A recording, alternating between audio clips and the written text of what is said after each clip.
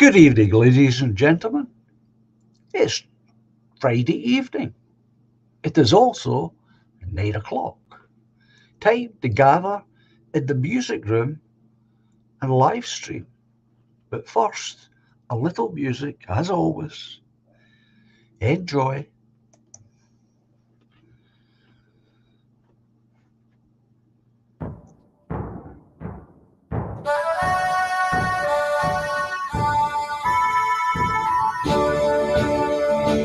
We are all the heirs to Scotland, as a nation proud we stand.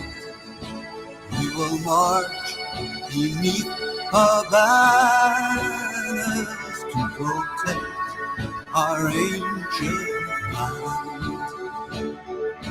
In the glens and cities, there on every street are the living heroes no army will defeat.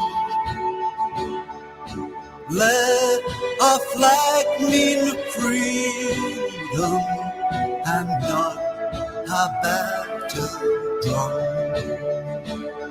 To the world we bid a welcome in 1,000 different ways. We will toast to long lost friendships as we build our better days. In the glens and cities, there on every street are the living heroes no army will defeat. Let our flag mean freedom and not a battle drum. We are all the heroes of Scotland. We're a nation hand in hand. We will march beneath her banners to protect our ancient land. In the glens and cities, there on every street are the living heroes no army will defeat. Let our flag mean freedom and not a battle drum.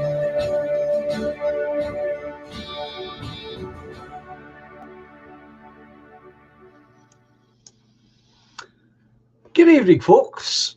I hope you're all cozy, comfy, and well. As you all know, I have a very special guest on tonight. And a wee rabbit told me that my guest is a wee bit on the nervous side. And I'm sure my audience will very quickly make her feel at home. And I have also to be honest with you, as far as my special guest, who is PBC, we have not met before, either on the internet or in real life. So I know she probably knows more about me than I know about her. Anyway, we don't know each other, and I'm looking forward to getting to know her. So if we were in a theatre, I would ask you all to put your hands together and clap as I bring on my special guest, PBC, but unfortunately we are not on a stage. So I shall just bring her in.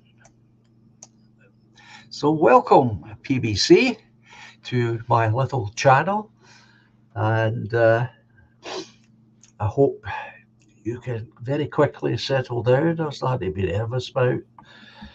If you get it wrong, I've got the burning irons here to sizzle. Oh, they're censored. So, as we haven't met, and we haven't, uh,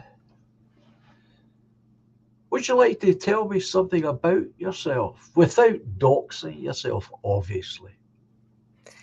Well, I know quite a few of the names in the chat from other streams and Oh, other yeah. places on the other places online. There's a few of them that have probably seen my name before. Okay. So me and DJ are a couple. We have been for about a year and a half, I think. Yeah. Coming up on that. I've got kids and I took them out of school in 2021 because I disagreed with what they were being taught. I disagreed with the pressure being put on kids. And I took them out the day after the election when SNP got another 5-year term because I thought it's just going to keep getting worse and worse and I couldn't justify sending my kids into that. So I thought I was a bit maybe overreactive at the start, but as I've seen what they've done and the stuff that's being taught is worse than it was when my kids were in school. Like I totally think I made the right choice. I think so. So don't regret taking them out. I wish I hadn't had to take them out. I wish I could have kept them in, and I wish school was what it used to be when even the younger people in the chat were at school. It's changed so much from that. Sure. But Could I just stop you there for a moment? Yeah. Are you telling me that you're homeschooling? Yeah. Can I ask you then, are you getting supported somewhere with material No. so that you can do this? You get no help from the local authority at all. Once you decide to take them out, that's it. They basically cut ties. I did ask initially. But you know there is help. No. Yeah, there is. Is there? Yeah, I should know. I helped set it up. Well, when I spoke to the one at my local authority, I asked if they could give me like a schedule of what the kids, specifically the older kids, would have been learning if they were still in school so they could follow along with their peers. And they basically said, no, there's not really anything that we can provide you with. So I had to buy all the course books for the Nat 4s and the Nat 5s that they were sitting in school. And with the younger kids, just age appropriate sort of maths and English and then other sort of topics that they're interested in. The reason that I stopped you here is simply because PA have got homeschooling materials and I helped to fund that with material. I didn't know that. My subject is Scottish and English literature. So they've got materials from me there. How do you access those then? Go to the website. DJ will be able to help you with that. There's no cost to it. And it's helpful. That's why it's set up. So that our folk, if they feel they need to do that with their kids, that's a place to go to get material. So have a look at it. Yeah, I'm quite happy to go and have a look. And I don't remember the pieces that they used to put out online. They used to do quite a lot of historical pieces. On this day, such and such happened, and I'm a bit of a history buff. I like history. Good. And I try and instill that in the kids as well, specifically local history, because absolutely. I think if kids feel tied to the area they grow up in, then they're more likely to respect it. Whereas if they don't have an affiliation with the streets that they're in, where I stay in Paisley, and you've said backstage you used to live here yourself, so It's got a lot of relationship with the Bruces and the Stuart Kings and stuff like that. So all that sort of stuff. And then you've Sure, got the witch sure. trials. And if the kids don't understand the history of the place that they come from, they just don't respect it. Correct. Absolutely. No, PA has got material there. As I say, DJ will help you to access that. Uh, if you're needing help on the literature side, I'm quite happy to help out whatever way I can. Yeah, it'd be good. Well, that's what we're, that's what a community's for, is to help each other, support one another. And if I can be of any help, don't hesitate to call upon me. Yeah, I might Uh, just do that. well, please do. As I say, they came to me when they were setting this up, PA, and they were looking for book lists for boys and girls under 15 because they couldn't come up with any. And of course, I supplied them with book lists, novels I'm thinking about for them. And I made other things for them. So I know there is suitable material there. Uh, Even if you have to adapt it a little bit to suit your kids, Yep. doesn't matter.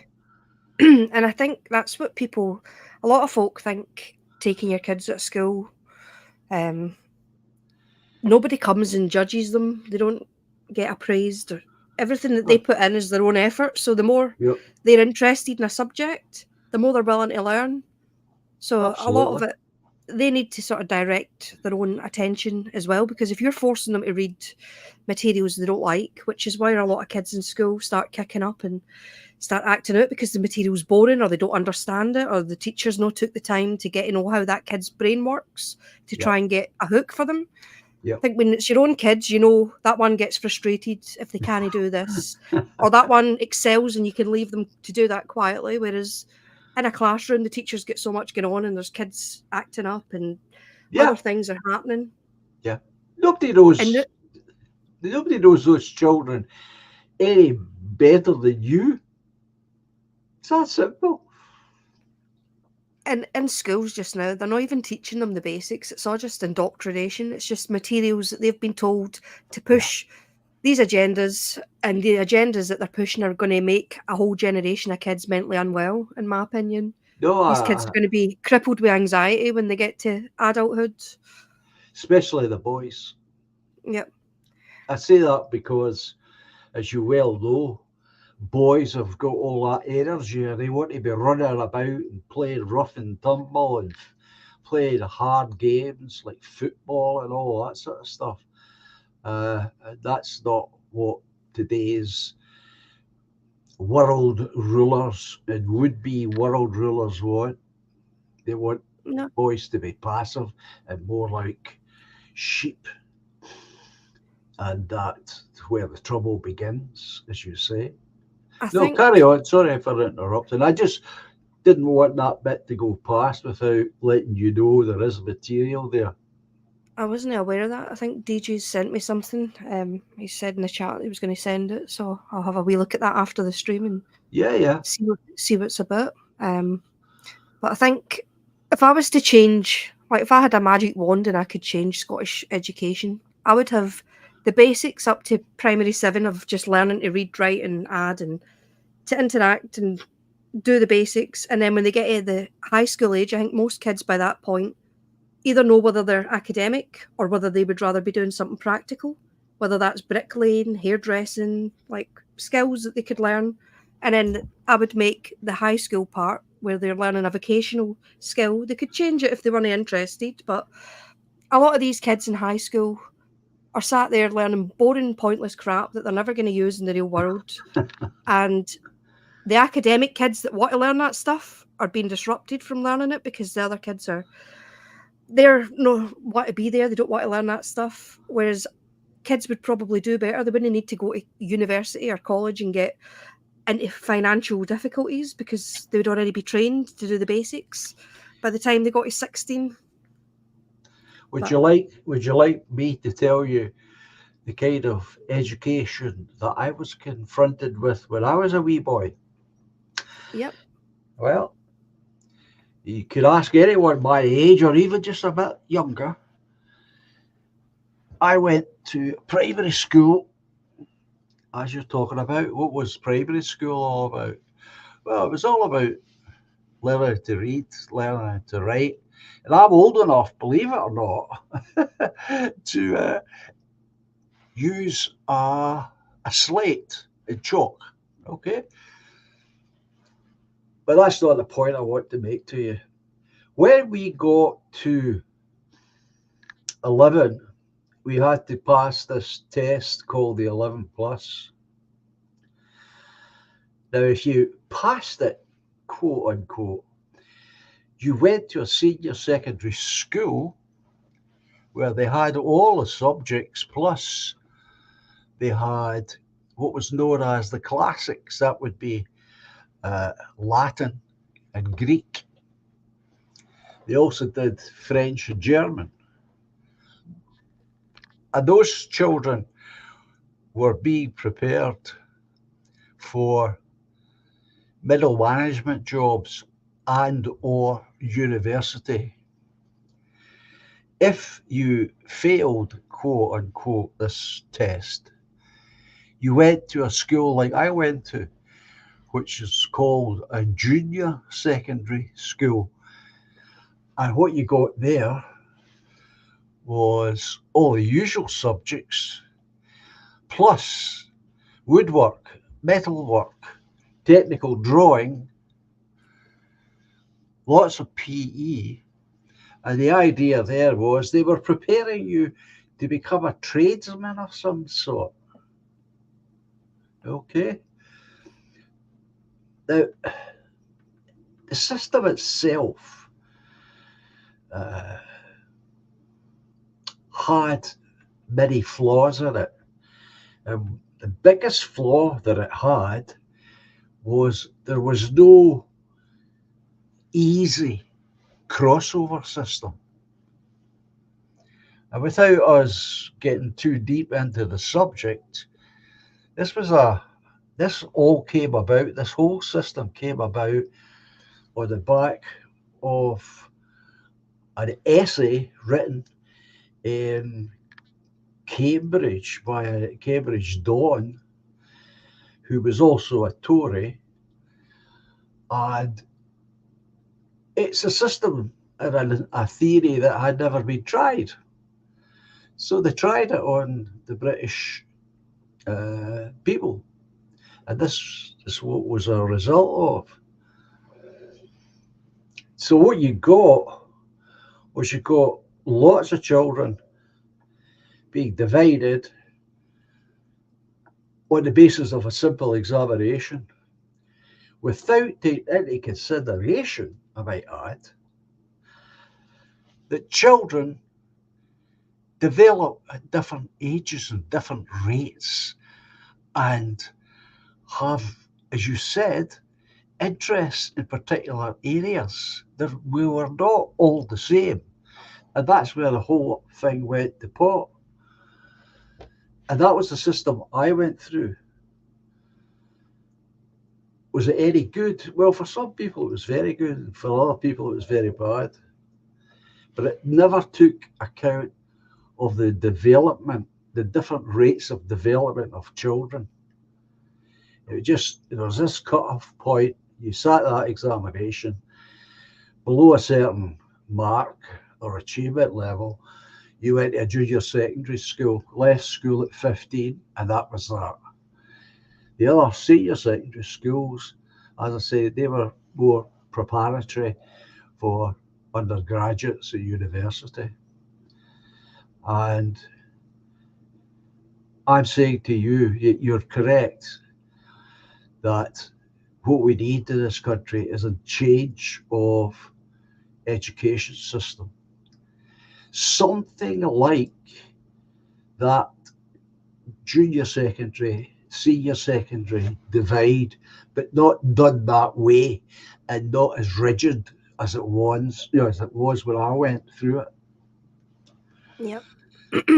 I think some kids are struggling as well, specifically now because they might be in homes that are dysfunctional. They might have a Uh-huh. lot of stuff going on. The parents aren't supporting them. Maybe they've got a death in the family, or there's a drug addiction, or dad's in jail. Like, you don't know what's going on with that child. And No. if that situation's resolved, that child might then become better suited for academic studies because they're being encouraged. And in my family, my nephew, my sister was kind of chaotic with her kids, and my nephew was placed into foster care for a wee bit. And he said when he was in foster care, as bad as it was to be away from his siblings, he felt he was getting more support with the workers, and his school improved because somebody was sitting down doing the homework with him. Somebody was helping him to look forward to topics and plan out like what was he needed for English or maths, what was it he was supposed to be doing, rather than my sister just wasn't really too bothered. He said he'd done his homework, she wouldn't check it, or Yeah. she Yeah. never asked. So he said himself like that was a bad situation personally to be in, but from a support point of view, he felt he got more support with an adult. Um, Obviously there's care workers in that situation, but helping out. So nobody knows in the school how people's lives are. And a lot of the kids that are dysfunctional in the classroom, there's other stuff going on at home and they're seeking attention. Well, I would add to that they don't know what's going on in the home life, and more importantly, they don't care. No. They don't. And another big change I noticed. I used to work in education, but the thing I noticed when I went to school, the teachers I had, good, bad, or indifferent, they all lived. The teachers I had all lived in Greenock. Now, what does that mean? It means they knew if you gave them an address, they knew exactly where that was in the town and what kind of reputation did that area have. But when I went back eventually to work in a school, very few teachers lived in the area that they worked in. And when I asked them about this, they would say, "Oh, I don't want to be walking through the town and running into pupils. God, no, that'd be awful." They would say. And I think that marked a change in attitude in the teachers. A lot of the teachers now, the ones who are old school that would have been maybe my teachers in school, are all at retirement age, Oh, and yeah. they're being pushed out. So they're the ones that would turn around and say no to teaching a lot of the stuff that's being put in front of kids just now, whether it's stuff to do with the racial stuff or the LGBT stuff or the climate. They might question it a bit more because that's not what they've been used to teaching kids for 30 or 40 years in their career as they're coming to the end of their career. Whereas the ones who are coming up now, a lot of them are young, they're in their 20s, they've just qualified, they've only ever known SNP to be in government during their education years. So their life is being shaped by that government's viewpoint. And when I was younger, it was the Tories that were in power all through my childhood. Right. Um, they were the ones there hadn't been a Labour government, and that turned out well. Tony Blair and his mob, that um, was a great success. But I think the teachers now, a lot of them have been fast tracked as well. There was a fast tracking system put in place that before you would have to go to maybe Jordan Hill and learn to be a teacher, but you'd have to have a degree in something prior, whether Oh, it yeah. be music or English or history Yeah. or whatever, and then you would go and do the teacher training part separately. Yeah. Yeah. Then they fast tracked it so that people can get into the system faster. So you've got people who are maybe politically activists for SNP or the Green Party.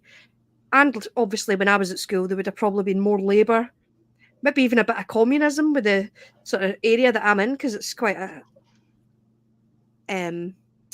they're quite into their unions and stuff, or at least they used to be back then. That's why Chrysler and everything went to the wall, because the unions basically destroyed the companies with their walkouts and whatever. But I think a lot of the teachers now have got their own political agenda, and they want to make that imprint on the kids that they're teaching, rather than letting the kids come to their own choices and saying this is what's out there political, in the political sphere. They're all being told you can only think one particular way about anything, and anything else you're far right, or you're an extremist, or you're homophobic if you don't agree with kids sort of doing drastic things to themselves at a young age. Like, there's absolutely no middle ground anymore. It's believe what we tell you, or you're a wrong thinker and you need to be re-educated.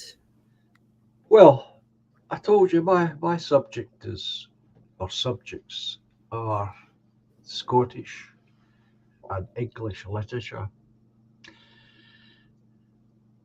Now, when I sat down to assess a class of 33 boys and girls, if I'd sent them an essay, let's say, we went to the beach, a day at the beach, say, and you would tell them how many pages you expected them to write.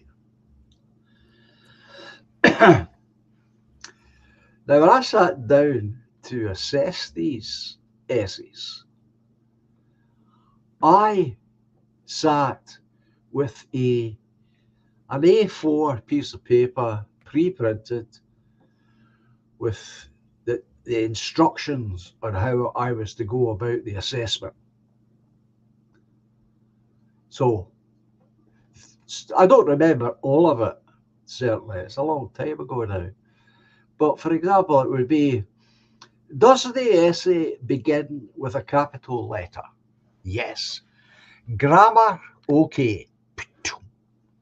Now, does it finish, the whole essay we're now talking about, does the essay finish with a full stop? Yes. Grammar? Okay. And it's like that. Now, that's not grammar, of course. What you've got is a capital letter to begin with, and a full stop at the end, and nothing in between.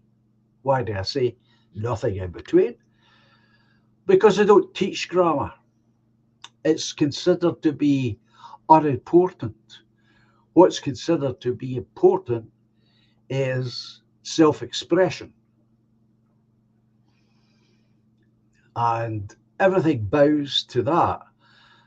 And therefore, the teacher, no matter how well intentioned, is boxed in to a whole set of rules that he or she had no input into, and cannot change and cannot move away from. And in itself, does nothing to promote the appreciation of language in anybody. Certainly, when you've got 33 in a class, what you get is high, middle, and low. You get that in every class, and you find that the highs are still struggling, but they're doing a sort of fish all right. Middle ground, oh, not so good. Bottom rung, forget it. They've no chance. They're struggling. They're sinking because they're not getting enough proper instruction in what they're supposed to be getting. Now, if that sounds like a defence of teachers, it is, but no, it's not a blanket defence of teaching. I'm just demonstrating what the public really don't know. And they don't know that the teachers themselves are boxed in teachers don't even get to choose the material. There was a time when we had a reading list, and you would say to the kids that were doing O grades, you would say, this is the list of material for O grades. Make a choice from this list and let me know what it is you're going to read. Same with hires, different lists, but you would have a list. You gotta get that now. Children are get to choose their own material. And God help you as a teacher if you don't know the material. I mean, you've got 33 in a class, and you could theoretically you could have 33 different novels being read. How could anybody possibly assess that? This is sorry, go ahead. It's, the standard for teachers has went downhill, but even the headmistresses and the headmasters ultimately have responsibility for what's being taught in their school, and they can say no. I beg to differ. to They don't actually. That they don't have any control over it. The only responsibility they've got to, believe it or not, is to ensure that it's being taught. That's it. That's what I'm trying to explain to you and explain to the public whenever I get a chance. There is no choice at school level. The choices are all being made way up high at the political level, where it is politics. That's where we are all correct when we say these things, but it's not at the school level. With the LGBT and the sex ed materials, like the LGBT stuff has to be taught. That is, they have to include it for diversity reasons, but the sex education, the RSHP, the teachers have still got they can choose from that what they want to teach. So the more conservative teachers don't have to teach the more graphic and vulgar parts of that. And some of it is. Is that how that works? With that, it's not compelled, and I think the headmistress can say, we don't want to have X, Y, or Z taught to the kids. So like Catholic schools, for example, can opt out of teaching certain things. However, the non-denominational schools, a lot of this stuff is linked to funding as well. So they've got grants coming in from maybe my kids' old school. They got a massive amount of money. And it wasn't just a one-off payment. This was like 5 years in a row they were getting these grants. It was about 150 grand a year. And that was to push social change. And it was the Joseph Rowntree Foundation who were pushing these materials. And to get the funding, they have to meet certain targets. They have to be ticking boxes. So the headmaster or the headmistress is sort of incentivized to put these types of materials into their school, because if they've got enough diversity or enough inclusion, or they're hitting climate targets or whatever it is that they've been asked, the goals that they're being asked to chase, they get probably top ups and they get to continue with the funding. And a lot of it is coming from other places. It shouldn't be. The money for this should be coming from your council tax. It should be coming from the government. It shouldn't be coming from NGOs. It shouldn't be coming from charities who are wanting to instill social change. And when you look into like Carnegie and Rowntree particularly, that is what they focus on. It's about changing society. And that is, we're seeing society changing pretty quickly. And even in my kids' lifetime, it's changed from when I first sent them to school to the point where I had to take them out because I felt it was changing far too much. My oldest son was bullied through primary school. And when he eventually came out of school, none of the things that were happening to him would have been allowed to happen to a gay kid or to a black kid or somebody who had maybe come from another country. They might have been white, but they might have been Polish or something. There would have been other safeguards in place. He didn't tick any of the boxes. He was a Christian. He's white. He's straight. And he was academically clever. So he was picked on because he was smart and because He was he didn't take, Scottish. and he's Scottish, aye. So he was getting abuse, and he was Yeah, shy. Well, he wasn't shy, but he wasn't. He's not a fighter. Um, his sister was a year below him, and she used to end up in the playground, and she would tell me what had happened at school, and she would end up chasing some of them off. But yeah. we get targeted at home as well because of these bullies, and the school done nothing about it. For years, nothing happened. If that was one incident, that would be a hate crime now, and that is, how is it not a hate crime when you're being targeted in your own house and your children are feared to go outside because the kids who are being neglected with the parents and with the school system are allowed to run riot. Yet if you tick a box somewhere for a diversity or an inclusion target, your priorities are seen to be higher up the pecking order, and that child's protected. If your child's struggling because they're being picked on and they're white and they're Scottish, nothing happens to protect that child, and that is it's disgusting. Yeah, it's criminal. It shouldn't be allowed under any circumstances, to be honest. And as a parent, watching your child struggling and having people, like, I had to get the police a couple of times because kids were, they were terrorising my son in the house. They were throwing things at the window, champing the door, coming Not to the. for God's sake. It was constant, and the police had went into the school and said, "Look, I don't want any kids being targeted. I just want them to say a general talk about bullying or whatever. Don't want it to target anybody in particular. Just." But the school wouldn't do anything about it, and it got to the point my son had to come home at lunchtime rather than be out in the playground when he Good. was in primary school because he was getting attacked, and he had to get let out 5 or 10 minutes early before the bell at home time because they would attack him on the way home from school. It was constant. So if you don't mind So me asking, what age was he when you got him out of this? I think he was 13. Aye, about 13. And by that point, that's already made an imprint on his psyche because Oh, my, absolutely. my son's a musician Oh, and good. my daughter is as well, and they've both done really well musically. They play with the Salvation Army every week. Wow, good for them. What do they The play?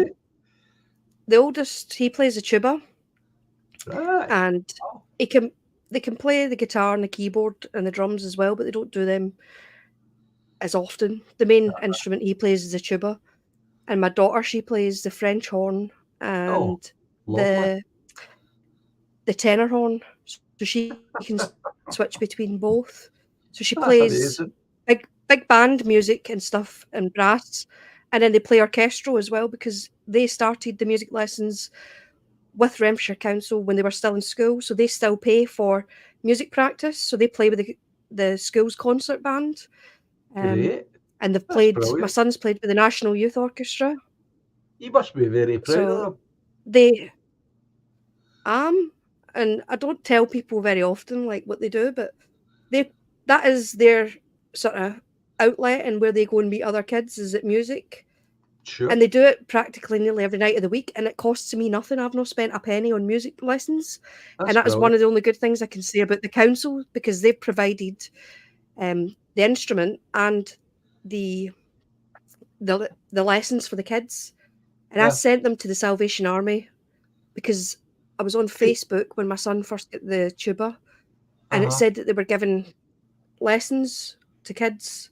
So he went along, and the teacher that he had for music said, "You're learning treble clef. I don't want you learning bass clef because it will confuse you." But because he learned it so early, he can Uh-huh. switch between both. So he can play big brass band or he can play orchestral That's music, and brilliant. it doesn't. So they're actually really talented kids. That's I know they're great. mine, and I'm going to be biased, but they are. Of course you are. Of course you're going to be proud of them.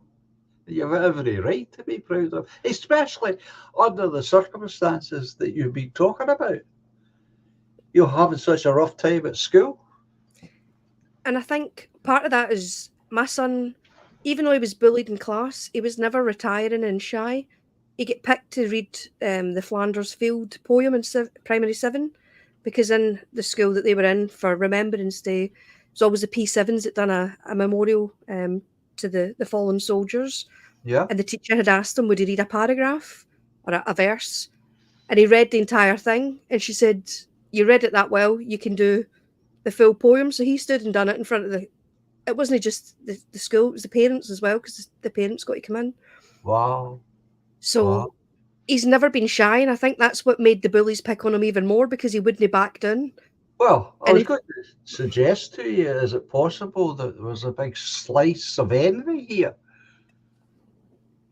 I think because of the area we stay in, it is quite rough.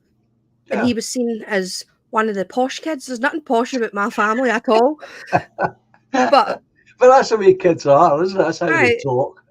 so I think there could have been, and because I was always at the school picking the kids up as well when they were there. Like a lot of them, the mums and dads weren't about, and Yeah. you could tell that there is a bit of jealousy from some kids with that Yeah. sort of stuff. Especially when they see that, like say your children like that with musical talent that others don't have. That can really irritate children.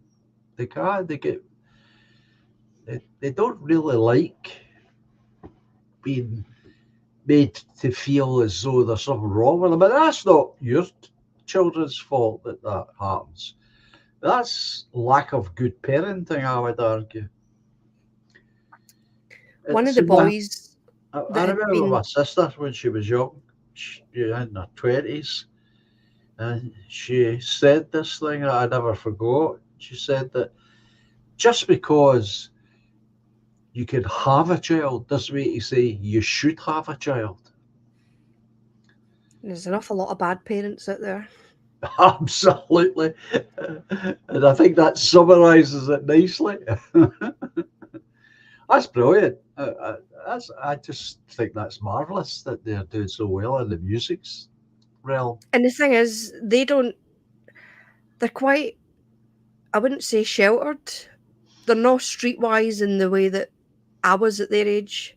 No, I'd done drinking and all sorts of things at their age, whereas their main focus is their music. And as long as they want to pursue that, I'm going to encourage them to keep doing it, because there's a lot absolutely. worse things they could be doing with their time. They could be out there Absolutely. making me worry, and I don't need to worry about where my kids are because I know Exactly. where they are. Exactly.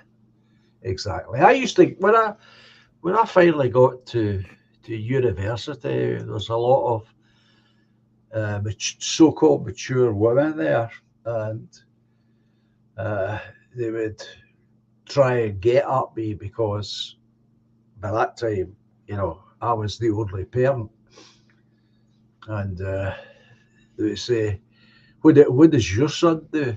I says, "He plays computer games. He's a gamer." Oh, and they would go on and on and on about this sort of thing. And I say, "Well, I know where my boy is at night. I don't have to worry. I know where he is. I only have to trap his bedroom door, and there he is. I'd rather have that as have him out, not knowing where he was or what he was up to and who he was with." So that's the way I see it. One of the boys that used to bully my son in Uh-huh. primary school, you can look at kids even as young as primary school, and you can tell which ones are going to go off the rails because they're not getting the parents' support or they're acting up so much. And this wee boy that bullied him, by second year, he had a tag because he tried to sexually assault kids in high school. Good God. And a lot of that was because he was allowed to just sit in his bedroom with his phone or his tablet. And in primary school, he was downloading pornography and he was telling the other kids. Good God. What kind So of parents are that? if you're allowing your kids to just sit and have unfiltered access to the internet and you're not controlling what they're watching, my son, he'll probably tell you this himself. He was being cheeky, and he was only allowed to play the PlayStation twice a week. So he could play it on a Wednesday and he could play it on a Saturday. And if he got cheeky or he didn't do what he was told, he lost a day. So when you're Wow. only playing it twice a week That's a and you're big losing a day, that's a big aye. loss.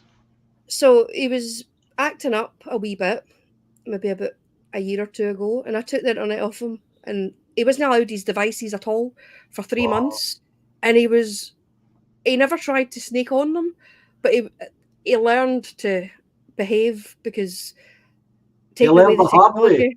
Aye, and I don't go in and go, oh, I told you yesterday.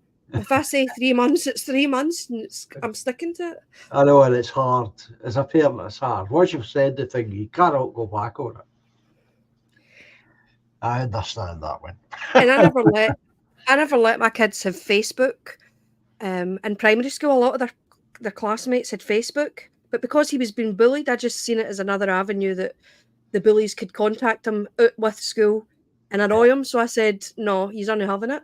And they're Yeah. now at an age where they could set up one for themselves. They've not bothered with it because they've never had it. They're not missing anything anyway because it's all the crap. Yeah, well, you'll know that being on Yeah, the internet but yourself. they're not into Snapchat or Instagram, and they're not sitting taking selfies and feeling. And a lot of these wee lassies that are taking Instagram and selfies for Snapchat, they start comparing themselves to their peers, and then they start getting focused on their appearance instead of their personality, and they're all clones. They just become clones with these hang-ups. Yeah. And there was two lassies in front of me in Tesco earlier, and they were talking about fillers, and they must have been about 17, 18, and they're already trying to change what their face looks like with injectables. Good Lord. Good Lord. So I know I'm that. kind of glad. Yeah. I'm kind of glad that I was hard on my kids when they were young, and no hard as in beating them or whatever. But if you have rules and they know that there's rules to stick to, then my kids don't take their phones to bed. They're not allowed them in the bedroom at night time, so they have Quite to leave right. them in the living room. Quite right. They could be sitting up all night on phones doing God knows what. But it is hard work. It's hard work as a parent trying to make these rules, but once they're in place, it's just about reinforcing them. I think if you don't put them in place first, try to do it after the fact, that's when you get pushed back more because the kids are like, well, I've had every day in my life I've been allowed to play the PlayStation or the Xbox or whatever, and you're telling me I can't play it. Whereas if they've only ever been allowed 2 days a week and you give them another day, that's a bonus to them. Absolutely. I remember when my late wife, Helen, was expecting, we used to spend a lot of time talking about this stuff and making rules up. We would do this, we would do that, we wouldn't do this other thing. And when the wee fella was born, we stuck to them. And that's why I say sometimes that wasn't easy. But once you had said it, once you had committed yourself to that action, we stuck by it. And the other thing, I don't know if this applied in your case, but we made an absolute cast iron rule that we would never contradict each other in front of the wee fella. We would never argue in front of the wee fella. We would always wait until he was in his bed and sound asleep before we brought up whatever was going on between us. And it worked very well. Kids know if one parent's more lenient than the other that they can play. And then they play the parents off against each other, and then that causes more Yep. disharmony as well. So you have to kind of be on the same page when it comes to Yeah. the rules, if nothing else. Yeah. Yeah. Well, I was always a softie, believe it or not. People who don't know me terribly well think that I would be, the rod, but I wasn't. Helen was a rod. She would only have to look over to the wee fella, not say a word. She would just have to look, and that was the end of that. The mum stare. Oh yeah, absolutely. But it worked, and I'm proud of my own son, the same as you're proud of yours. And it's all of these things, and this is what I think people like. I would really move into politics now, but I think that's where people like us in this area of politics have got it right. That there's got to be stability at home, and there's got to be focus at home coming from mum and dad, and I emphasise that. And I say that because I was brought up without a father, so I know what I didn't have, if you like. When I was wee, my mum was always working, so I think she had like 3 jobs. And my mum and dad split up when I was about 10, and he Uh-huh. worked night shift. He was a postman. Oh, So I was a post at one time. were you? He Yeah. he worked for Royal Mail until he died. He was in the Navy before that because he was married before, and him and his first wife never had any kids. Uh-huh. And he found out that she was cheating on him, so they get divorced. She Right. fell pregnant to the other guy because they were married for about 4 or 5 years and no kids came. She wanted to have a family and she found somebody that got her pregnant and she married Uh-huh. him. So my dad left and went to the Navy. And then how I came about is there was you were from Paisley, so you'd be aware of the Paisley Express, which was a Yeah, yeah. local paper. Uh-huh. They used to do a wee feature, and there was a picture of my dad with his navy uniform on, and I've still got this. I went back and looked for it. I've got the photo as well. She seen him in the paper, and she knew him because she was from Fergusley Park, and Right. that's where he grew up. So she'd knew him from the scheme, but um, she hadn't seen him in a long time. She'd just get divorced for her first husband, so she wrote him a letter saying, "Oh, I seen you in the paper," and they started writing back and forth, and Right. then she found out when they obviously met up that she was pregnant with me. And I came along on his birthday, so I was his only child, and I was born on his birthday. Oh, that makes it very, very special. So if she hadn't seen him in the paper, I might not be here.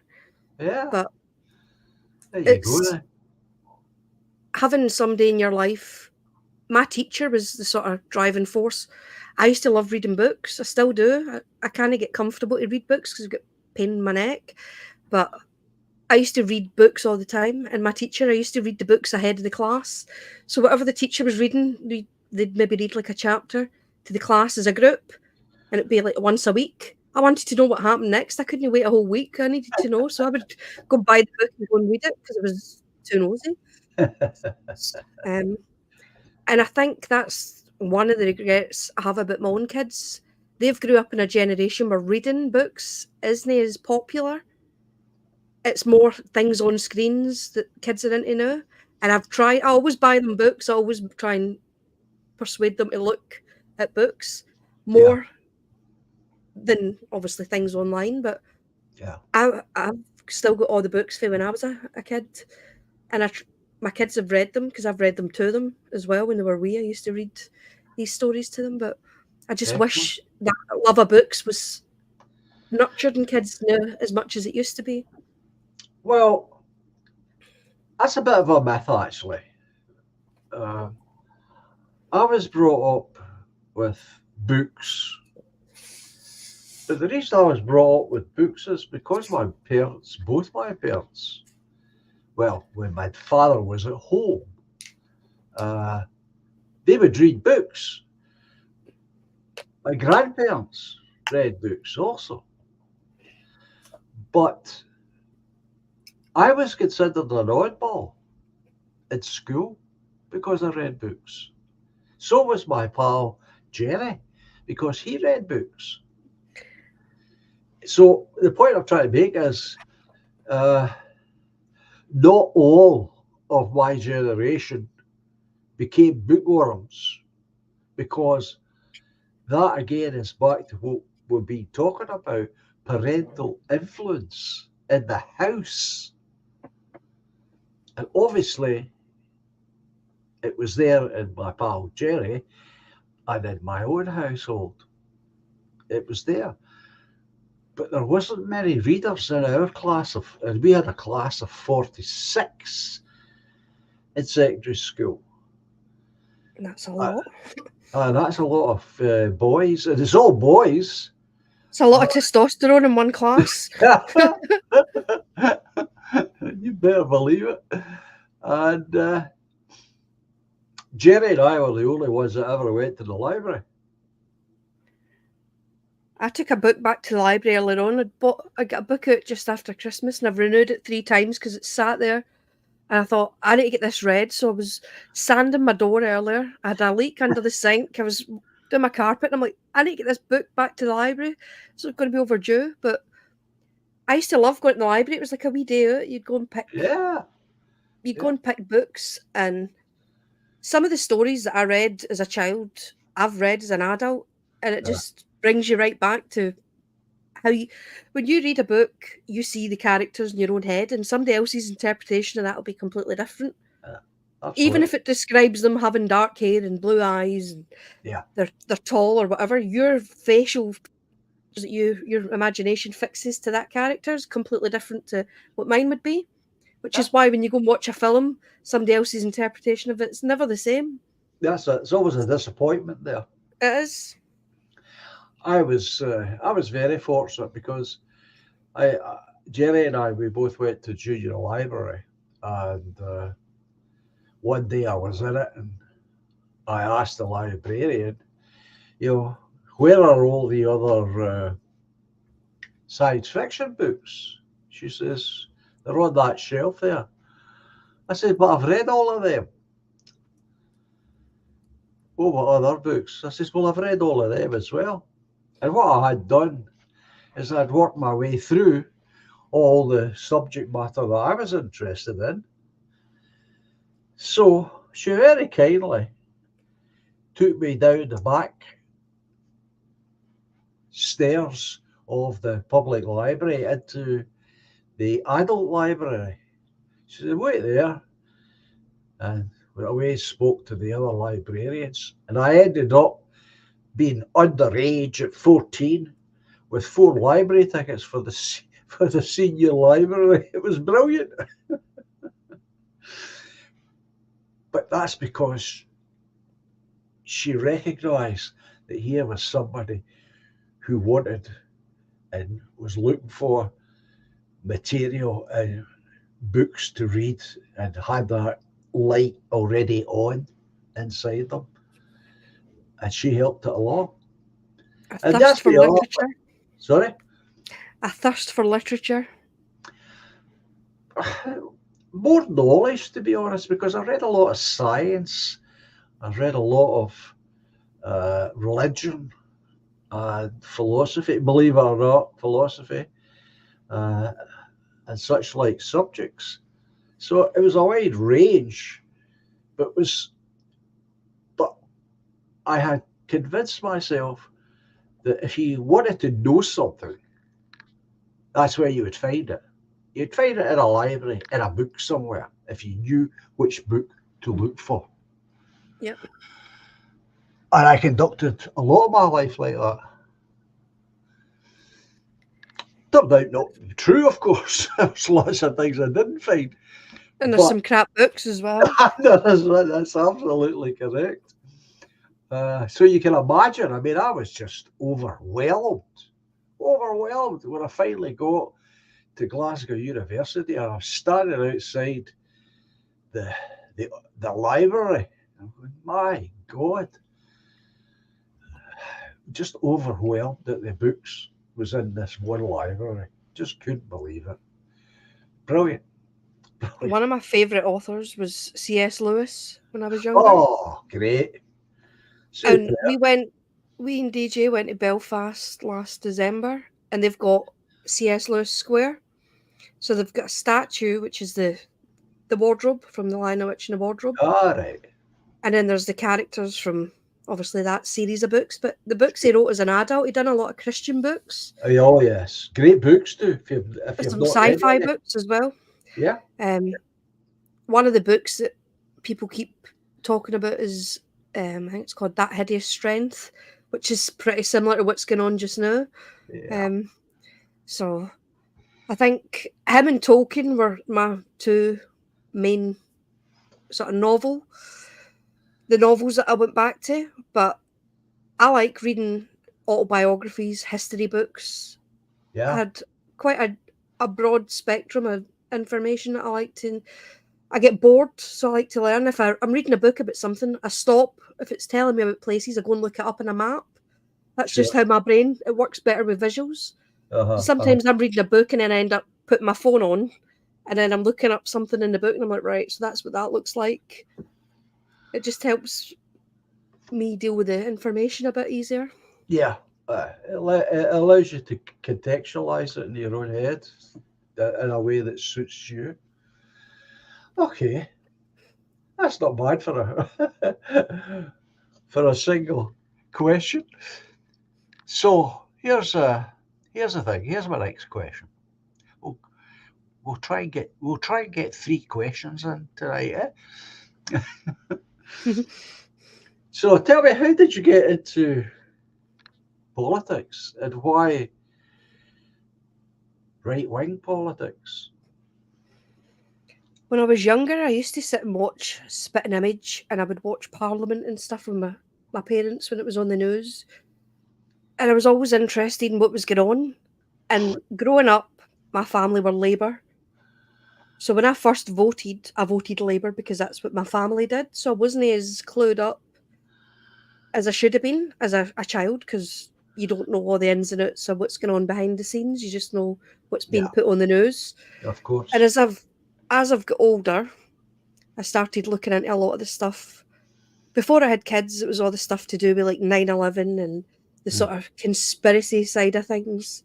And sure. you realise a lot of the stuff that was being said, particularly by people like David Icke, and I'm not talking about the lizard stuff and all that crap, Uh-huh. Uh-huh. but to do with where money was coming from, who was running things. When you start looking at it on your own and you research these companies and you realise, well, these companies are sort of in charge of these other companies and they're paying off politicians, they're paying off governments and whatever, you start seeing where all the corruption comes in. And I remember one of the things that I think I read away before COVID and all that stuff. It was a David Icke thing, and he talked about the Hegelian dialectic, where he said they Oh, create a problem, then they give you the solution because then they're taking away instead of resolving what they've put in place. So, for example, the hate crime bill that they've just brought in Scotland, instead of just dissolving the bill, they'll have to put in new things in place to stop the hate, which then stops your freedoms, so that you're losing bits of your citizenship and your rights. Instead of them just saying, "Well, that was a crap idea. Let's bin it." They never do that. They always add more surveillance. They add more. Um, they just take away. There's constantly the amount of things that have been taken away.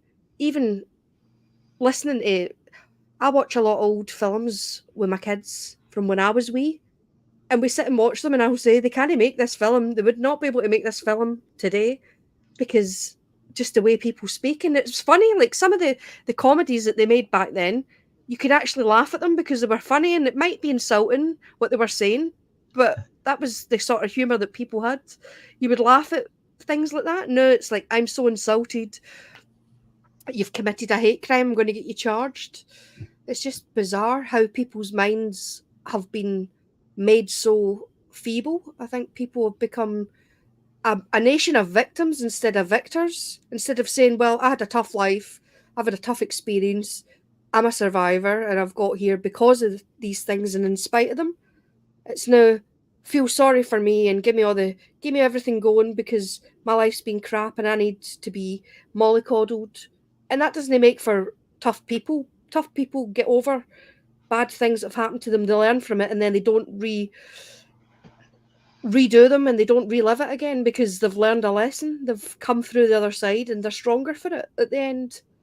And nowadays, they want everybody else's opinions to shape.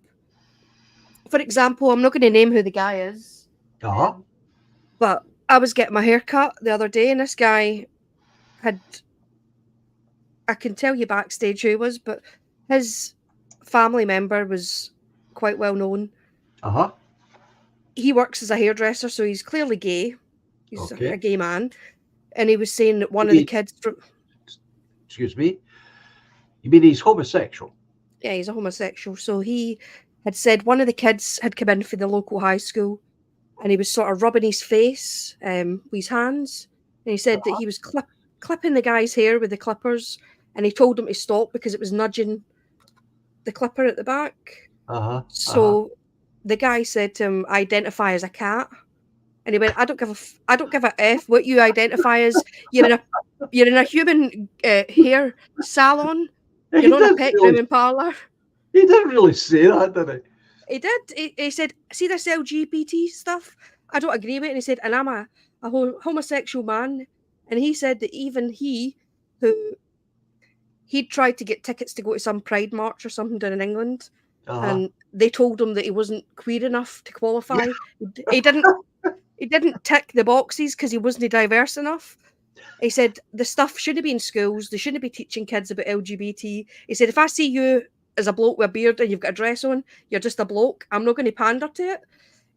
And it's quite refreshing to hear it from the community themselves that they don't tolerate the nonsense, because everybody seems to think like if there's a gay person or somebody that's part of that community that they're automatically for it, and a lot of them are against it because it's demonizing them as well, and they're being tarred with the brush that they're part of that. Absolutely.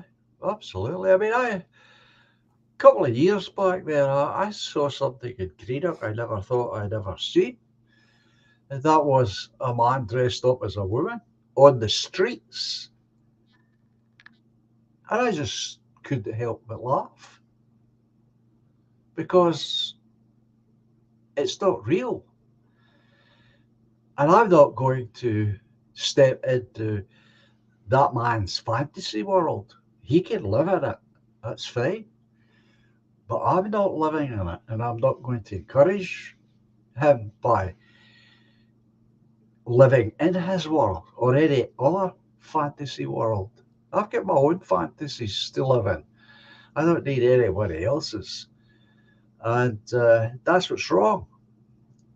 People should just shut up, leave them alone. As long as they don't interfere with children, then fine.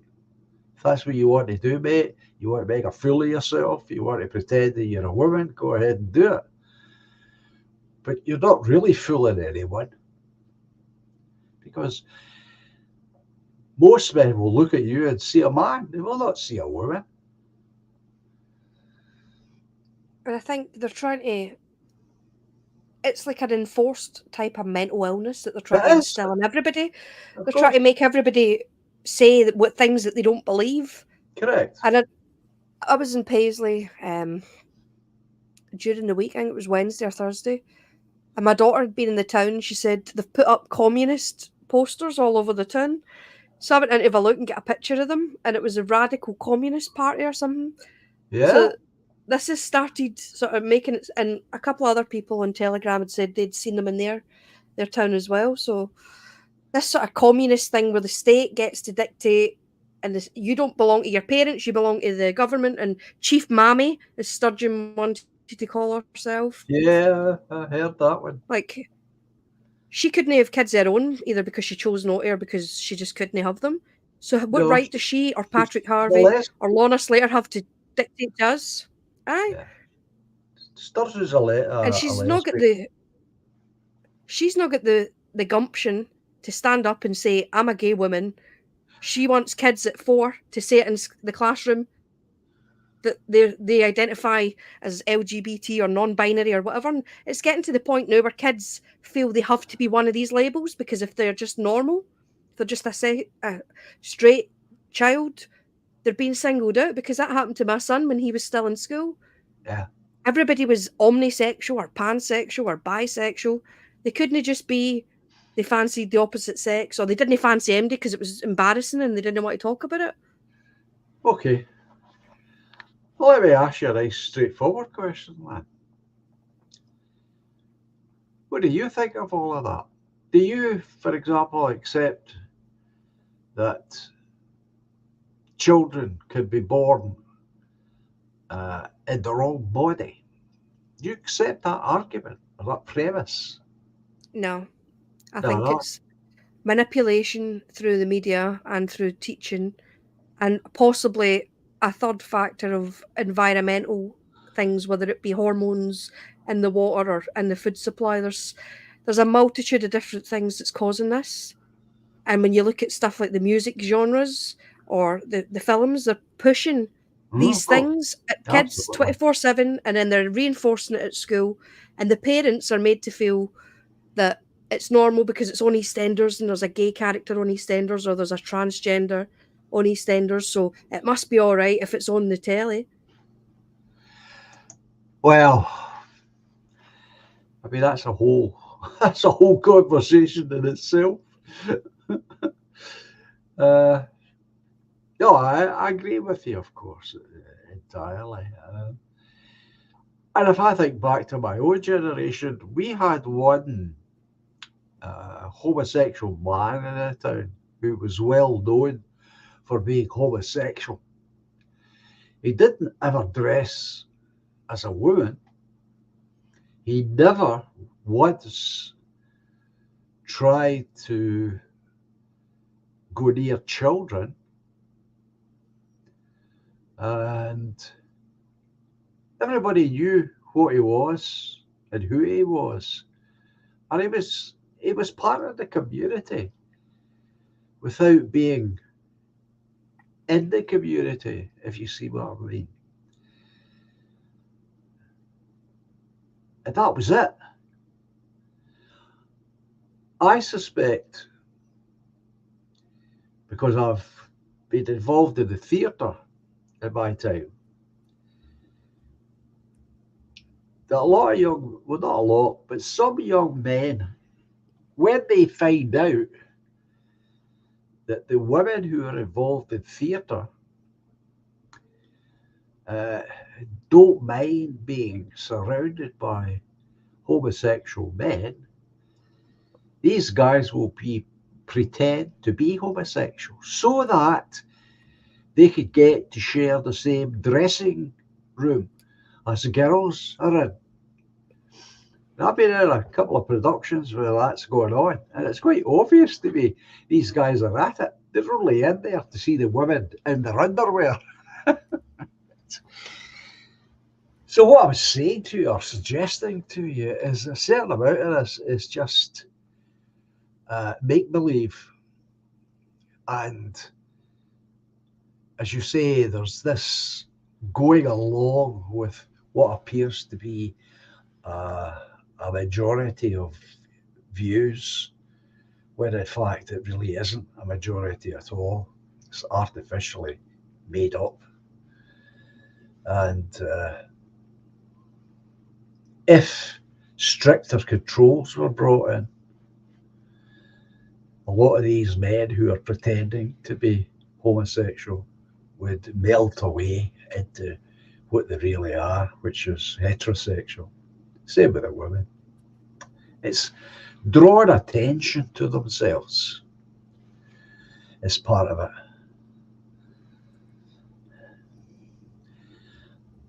But it is very much a communist thing. I mean, what we're going through now, it was very much part of the communist experience in Soviet Russia. And that should be taught in the schools. You see, my friend is a history teacher, but he also is the head of the faculty. This is in Glasgow. And on top of that, he is one step away from being the head man in Scotland for history, as far as examinations are concerned. And I've asked him about this over the years. I said, why is it when you come to do the higher that the kids will always choose the rise of National Socialism to study? Why do they never choose the rise of communism, the so-called Russian Revolution? Why is that? He says, because they get a choice. because National Socialism seems to young people more glamorous. The uniforms and the parades and the music and all that stuff.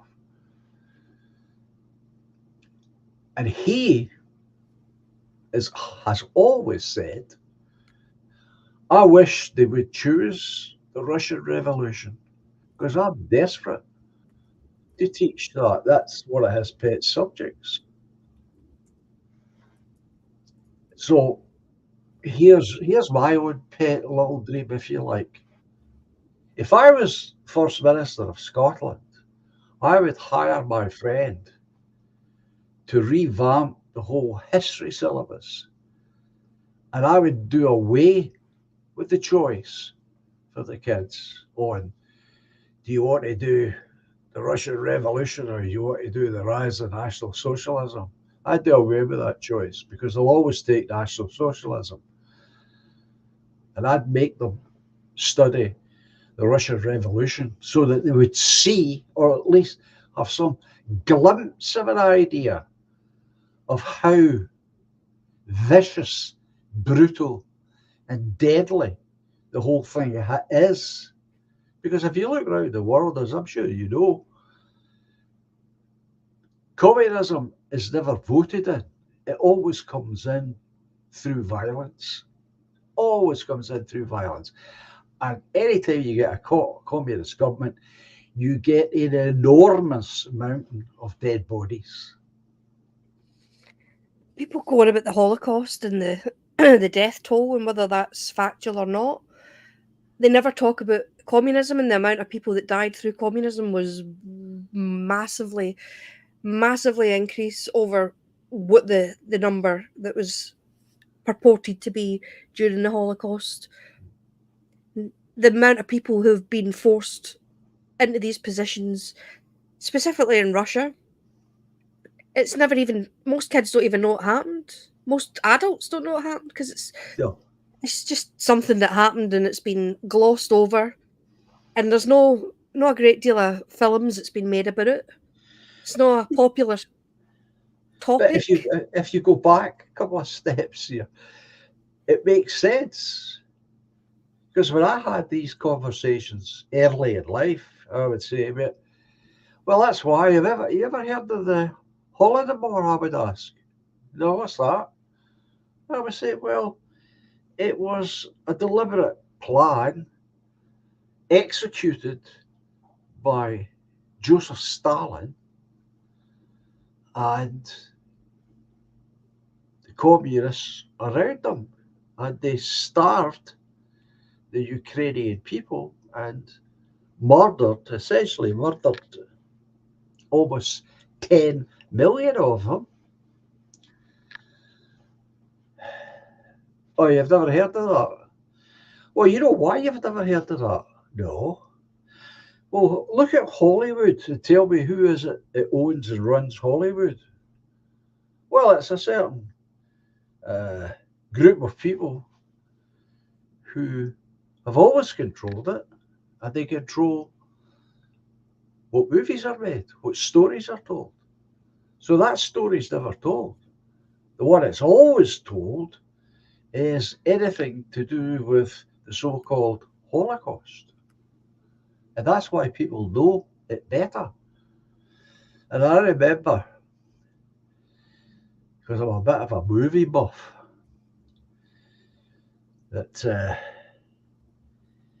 Spielberg was getting interviewed for some documentary. It was Swindler's List that was getting made at the time. And he was getting interviewed about it. And one of the questions he was asked was, why are you filming it in black and white? And I don't think he was thinking too clearly when he gave the answer because he gave away the whole reason for it. He said, it's so we can mix it with documentary film in the future. So they could mix fiction and fact. Because Swindler's List is simply a novel. It's not. The character is real enough, but it's a novel. That's where they got the material from. And that's why it was shot in black and white, so they could mix it. And I've seen it mixed. I have seen stuff from Swindler's Portrayed, List. portrayed as fact. Yeah. And it's getting mixed in with documentary material. Even I can't remember what the name of the footage is called. I think it was Pathé Films that done it, and it was going to run the camps after it, and it was supposed to be the British showing what had happened in the camps to the locals in these German towns. But that was staged, and it was staged for effect because they were obviously pushing a narrative, and the narrative is the one that's that you can't question this stuff. And Do you know who? even Do you know who was? Do you know who was filming it? Do you know who the cameraman was? no, You ever heard the name Billy Wilder? I've heard the name. Big Hollywood director. Oh. That's who it was. And that was before he was a big Hollywood director. Do you think the two things are connected? Him doing that? Yep. The other one, there was two of them, and you'll definitely know the other one. And the other one that made those films was Alfred Hitchcock. Mm-hmm. They were brought over from Hollywood. And if you like, I use inverted commas here, directed these films. So that they, as you said, so they could stage these lies. You have to start questioning things in history that you've been shown.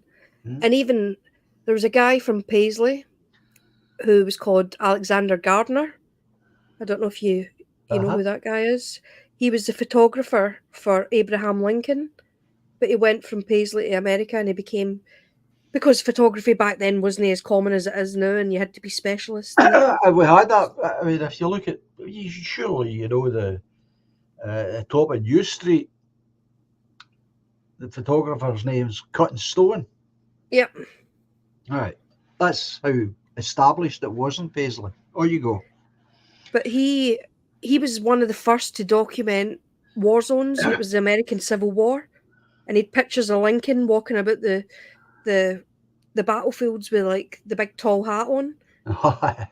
But some of these pictures, when you go back and look, were they staged as well?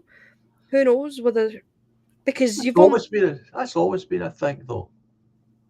If you go to any of the art galleries, you get these paintings with the great generals up on the horses and all the rest of it. I mean, they're not on horses when they're getting painted. You know all that, right? It's an interpretation. So it was going on back then. Why would it stop when photography came along? No, it didn't. It became easier. And that's the trouble. The trouble is that, and people outside of Germany, in fact, I would say, many inside Europe, including Britain, weren't really aware that most of those camps that they talk about were all housed in the Soviet Union, or what became the Soviet Union after the war. Nobody got inspecting those places. All of that so-called evidence was all taken on the word of the Red Army people. That was it. Same as the documents. They couldn't be questioned. The Germans had no real right of any kind of defence at all. I'm not saying they were innocent. I don't know if they were innocent or not. But the whole thing was a stitch up because of the absolute hatred between the two ideologies. And if the war had gone the other way, I expect they would have had something similar in reverse, to be honest. But who's to say? Who's to know? But what we can say, can we not, without hesitation or even challenge, we can say now that The Jews are not special people. They are not uh, chosen by God. God doesn't choose people, surely, to annihilate other folk. And that's what No. we are watching. We are witnessing the Jews showing themselves for what they really are. And now they cannot deny it because the whole world has bloody well seen it, thanks to modern technology. And if you I think. notice, they don't even care. Have you seen what they've done in America in the last couple of days? Oh, with the kids on the campuses. Is that what you They've mean? no the anti-Semitism. They're making it. They want to make it that you can't criticize the Jewish faith. You're not allowed to say they killed Jesus. What else are you not allowed to say? Not There's a allowed to whole any say anti-Semitism, anything against them is basically verboten. So no questioning, and you're not allowed to say that they're not the chosen people.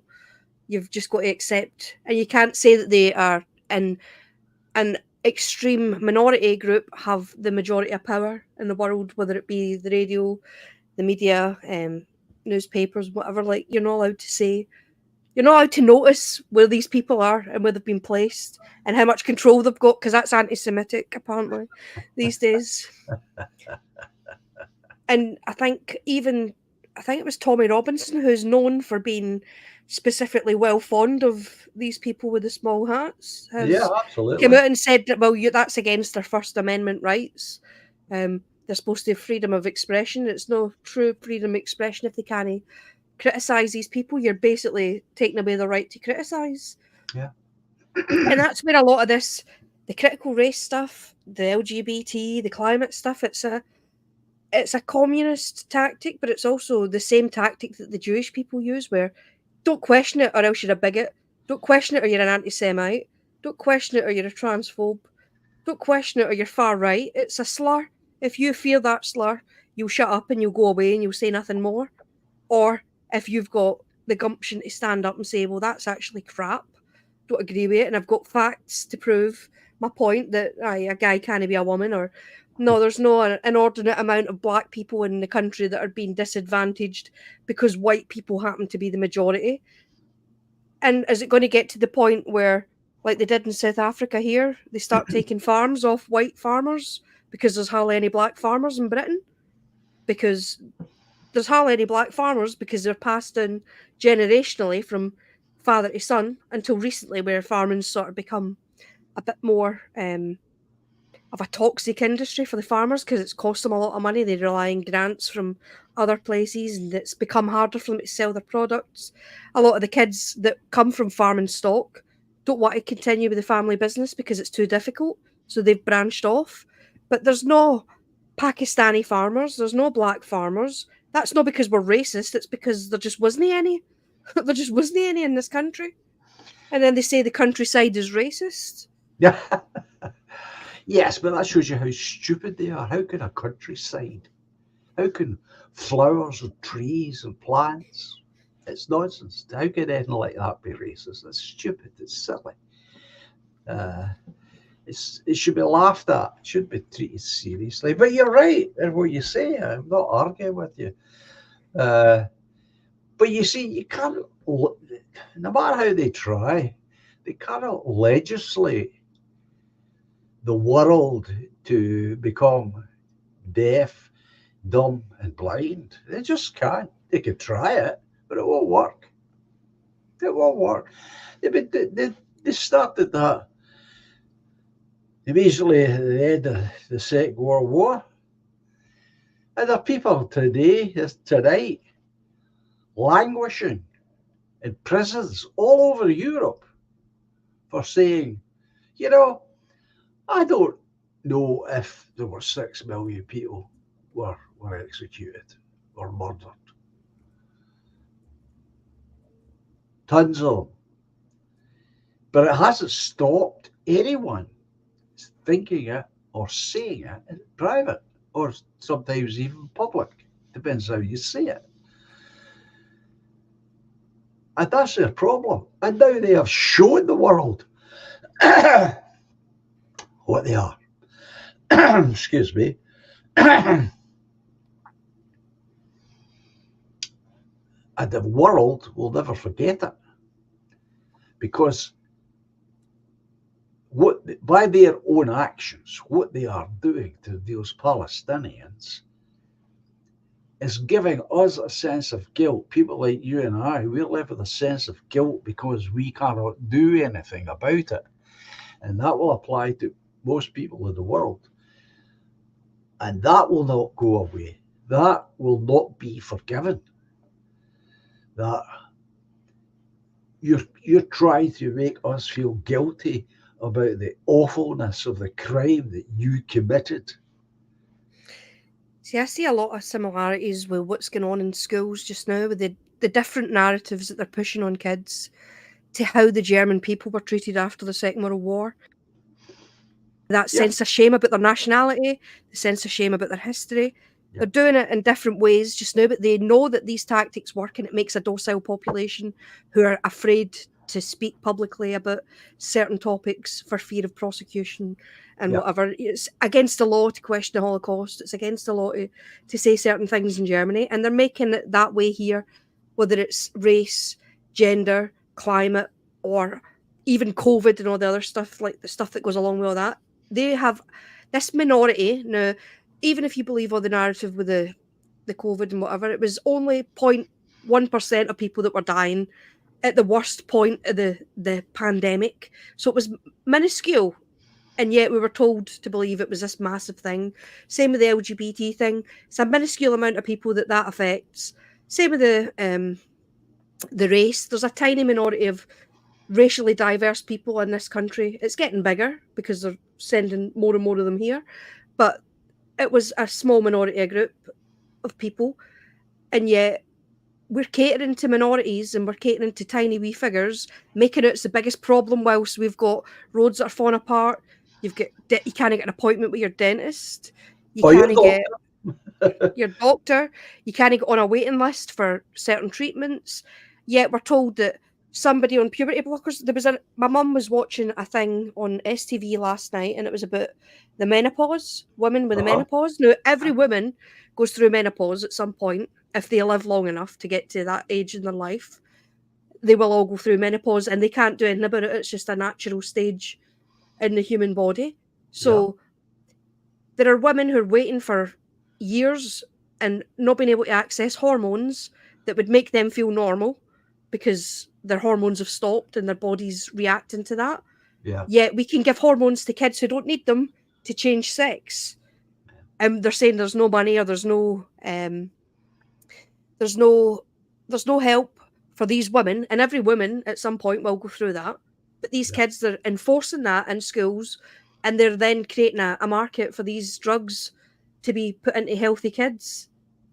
And I find that bizarre. I find it completely bizarre that people aren't kicking up a stink that folk who need it, whether it's even these kids who are saying that if it's a boy that says he feels like a woman, why are they not giving him testosterone first to see if he's maybe low in testosterone, and topping his testosterone up, he'll become more masculine and his feminine thoughts or whatever will dissipate because he's maybe being exposed to too much estrogen, whether it's in the ecosystem through the water and the food supply, or whether it's coming from the media that's infiltrating his thoughts.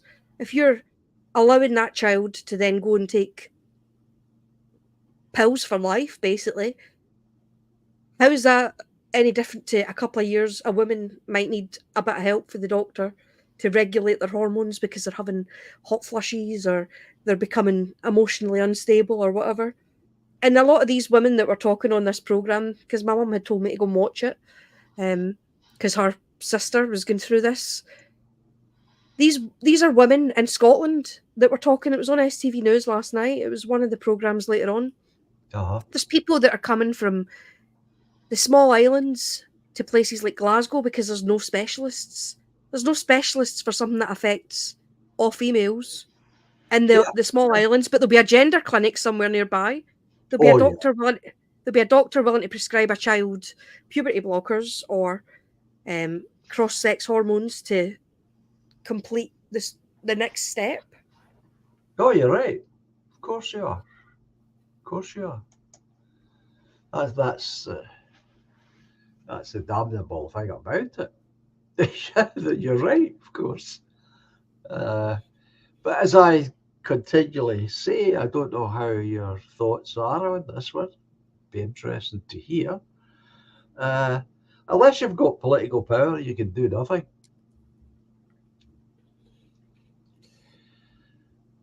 And even That's the why I political started the parties, party. That's why I started the party.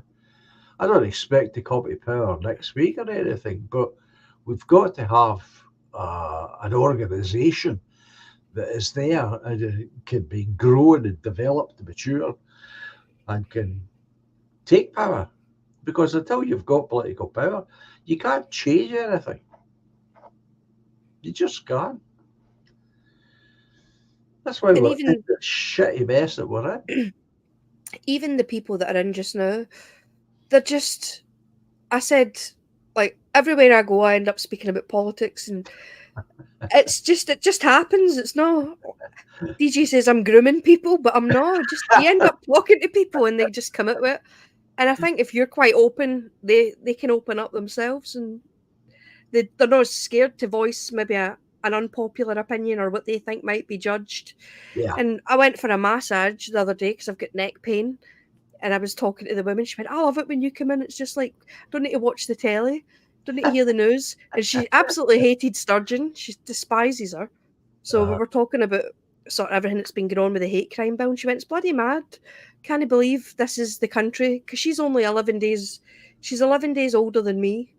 And she's told me quite a lot about her life when I've been in. I'm just supposed to uh, be in there getting massaged, but we end up just gabbing the entire time. But the last one was quite political for a change. Um, and she was quite enjoying, I think, the fact that she could have a bit of banter and a bit of back and forth. And I'd said, what was it? I said, the political parties right now, it's the same shit in a different poke. well, that's one way of putting it. Uh, because it is, it's just the same thing in a different wrapper. Like, doesn't Oh, matter if it's Tories, Greens, or Labour, like, or SNP. It's just globalism with a different tie on. yeah, I'm certainly not disagreeing with you. Uh, I've had it. You've got to remember, one of the differences between you and I is I've had all this. I've been living with this for longer than you have. So I am way, way past being fed up with it. Way past it. And eventually, I had to accept the ugly truth that we had lost. When I say we, I mean working class people. We had lost the Labour Party, and if I wanted anything to change, I would have to make it happen myself by forming my own party and trying to find others that thought along the same lines as me. And I've explained this about my life. I made those decisions way back when I was 25, 26. We could do virtually nothing about it because I was from the working class. I had no money, no backers. Uh, I had to wait for the internet to come along to give me a platform where I can sit, talk to people, give out my ideas, find out if there are others like myself without having a king's ransom in the bank. And lo and behold, I have found out, yeah, there's a lot more than you think. And there's a lot more people would support us if they knew we existed. I'm confident of that, 100% confident of that.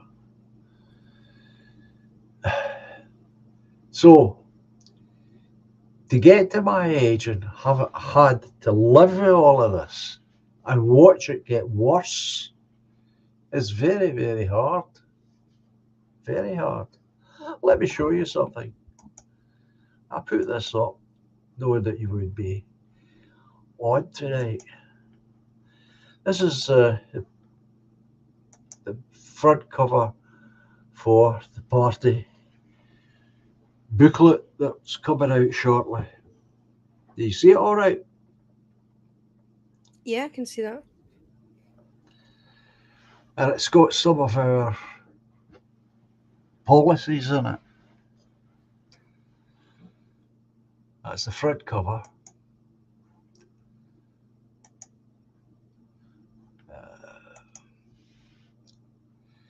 So when you open it up, this is the inside cover. That's the party symbol. It's just an elaborate T made to look like a cross. P and P. That represents and symbolizes the past because it's looking backward as we look at it. And this P here symbolizes the future as we look at it. This also can be taken as a cross. What you really have to know that to see the cross. Do you see the cross? I can see it. Yeah, good. And you see this ornamentation here comes over the two P's in an act of protection. So we stand for protecting the past, protecting the future. So that's the inside, and I'll show you the back cover.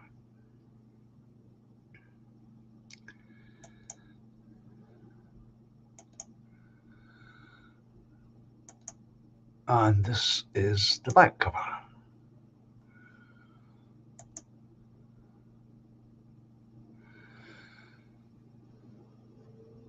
So obviously that's me.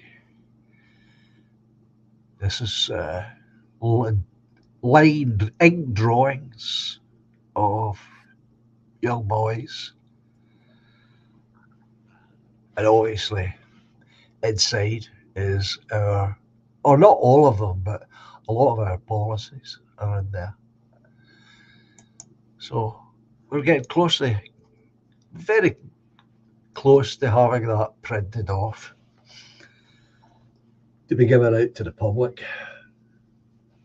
So that Have you got a website yet? no, I don't know how to do that. I need help. I can't do Somebody in everything. the chat must know how to do that. Come That's, on. I've asked. Nobody seems to know.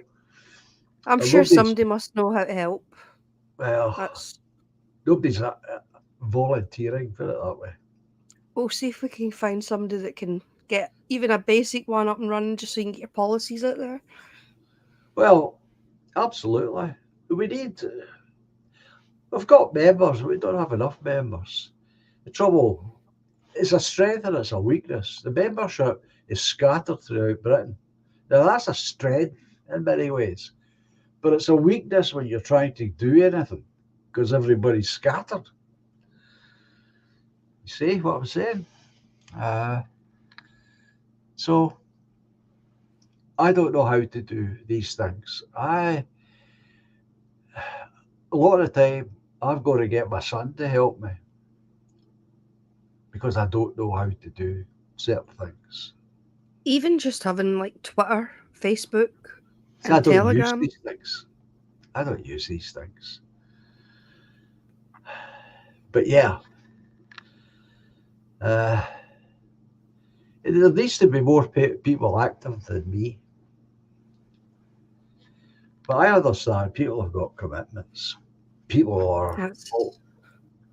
It's a big ask to ask you to do it all on your own as well. So Well, if anybody knows how to help, then I'm sure be the truth, appreciated if they could. the truth of the matter is, nobody asked me to set up the party. I did that myself because I was sick and tired of listening to our people saying,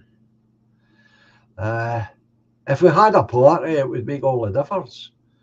So without making any announcements, I went and started one up. And then discovered that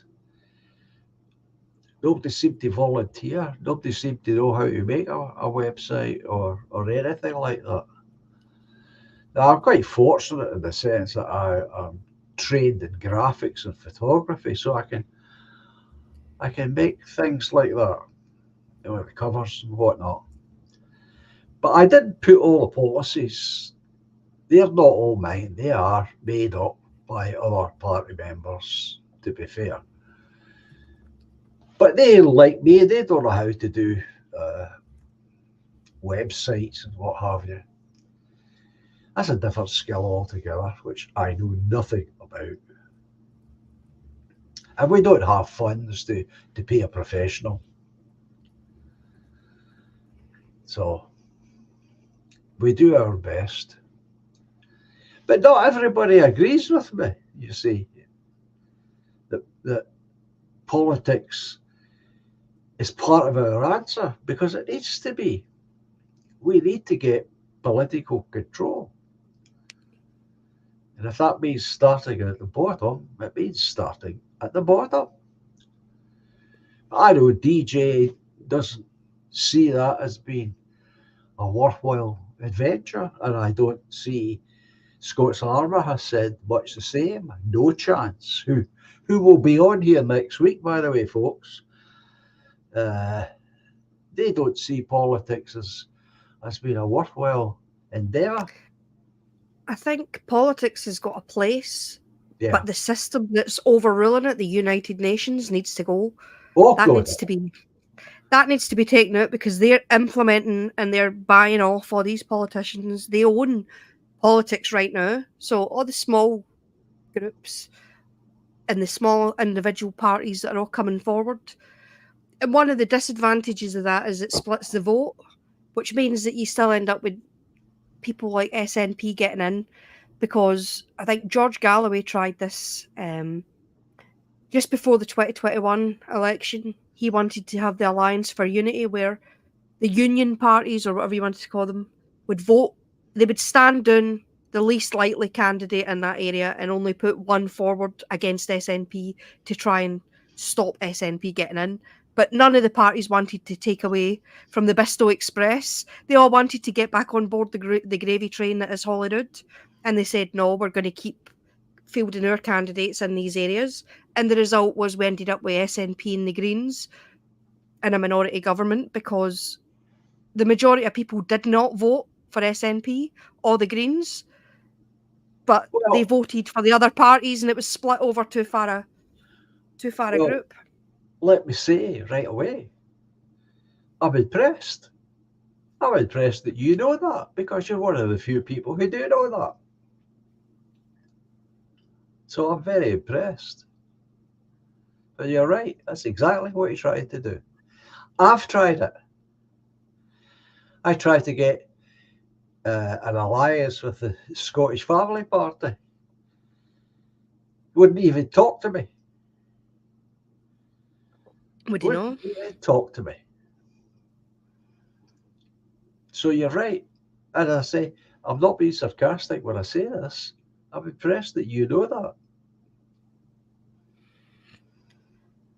I And was sorry, I was just going to add, and when George Galloway said he was standing uh, for election himself again, I was cheering him on because my thoughts were if he could get himself elected, it'll break through. He will then be able to talk about his party, no matter how small it might be. And on the back of all of that, he will gain all sorts of publicity that he could never afford. And that surely will bring confidence to others like ourselves to say, right, we can stand. Well, unfortunately, we can't because we don't have the money. But you see my point. He would then prove, no, it can be done. You can break through this. Because I believe we can break through this. And I think you'll see a big difference come the general election, wherever it comes. Now, he's got over 500 people already willing to stand under his banner and pay for it themselves.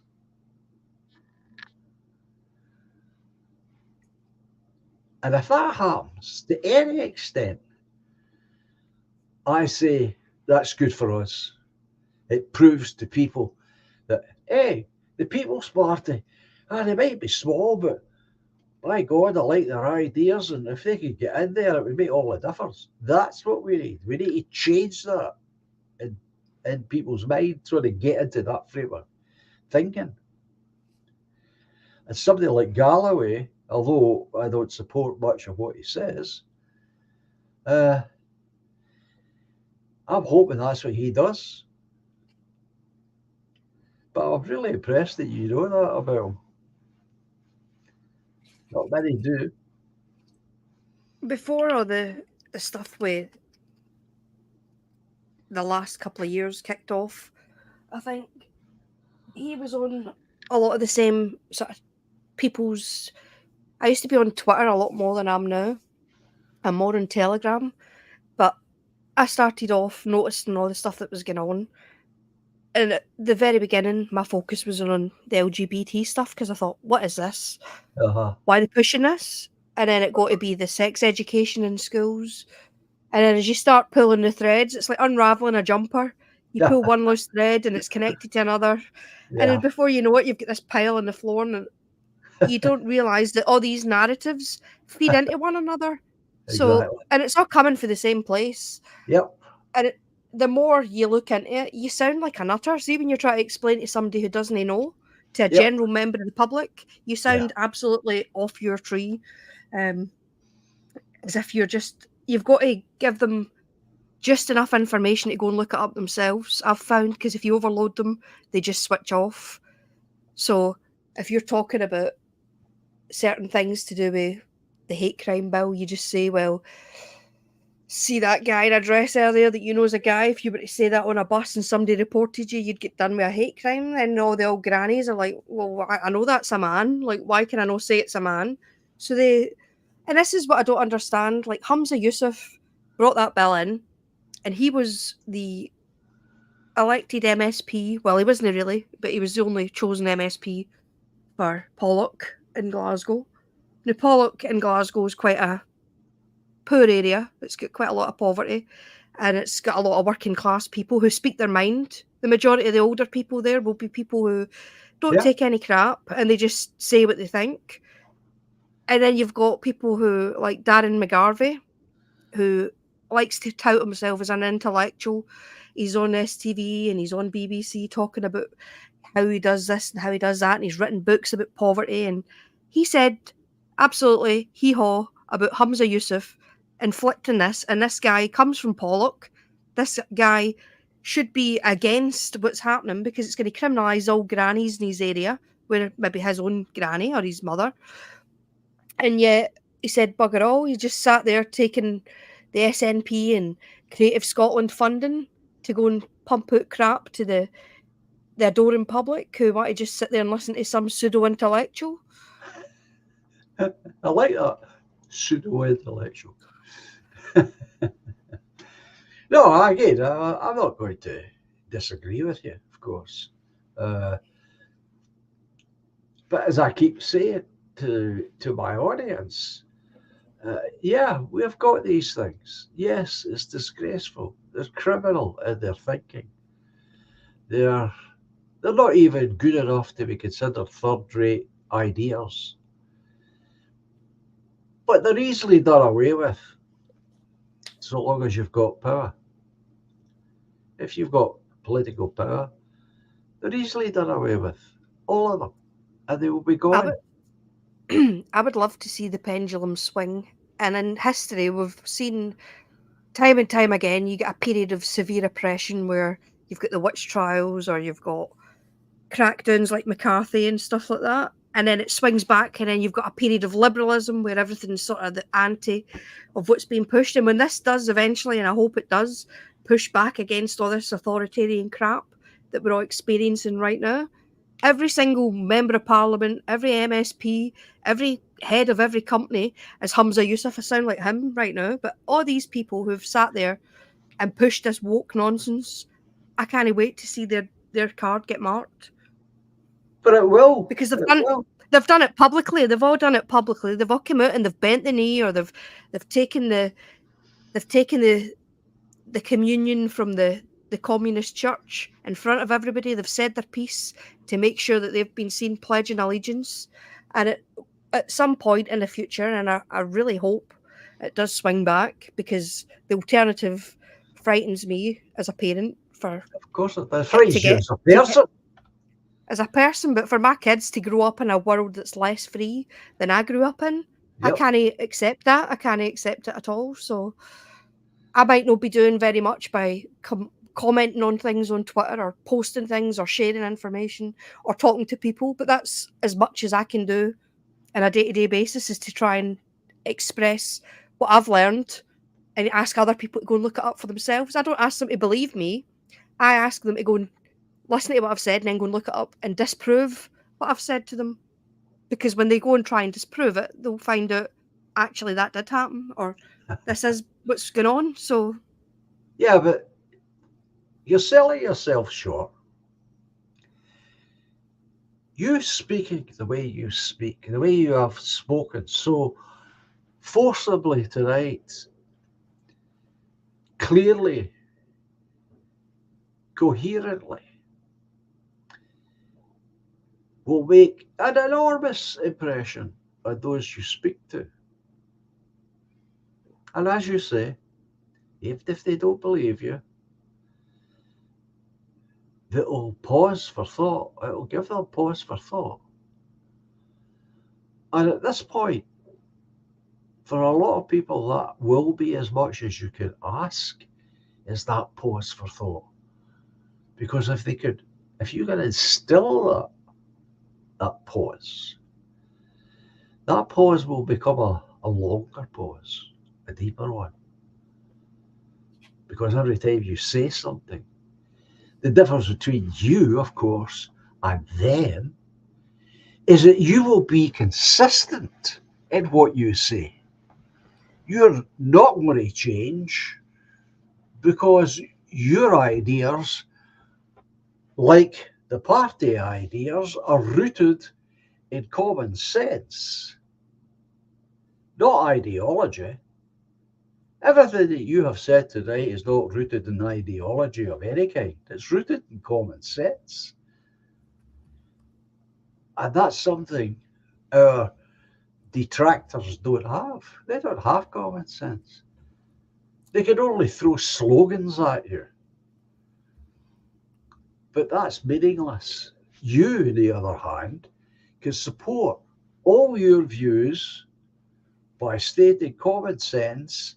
And because you're old enough now, you can support that common sense with real life examples that have happened to you. So somebody like you speaking on behalf of what we all agree on it's a powerful instrument. So don't sell yourself short. Why have you not got a channel on YouTube? I don't know.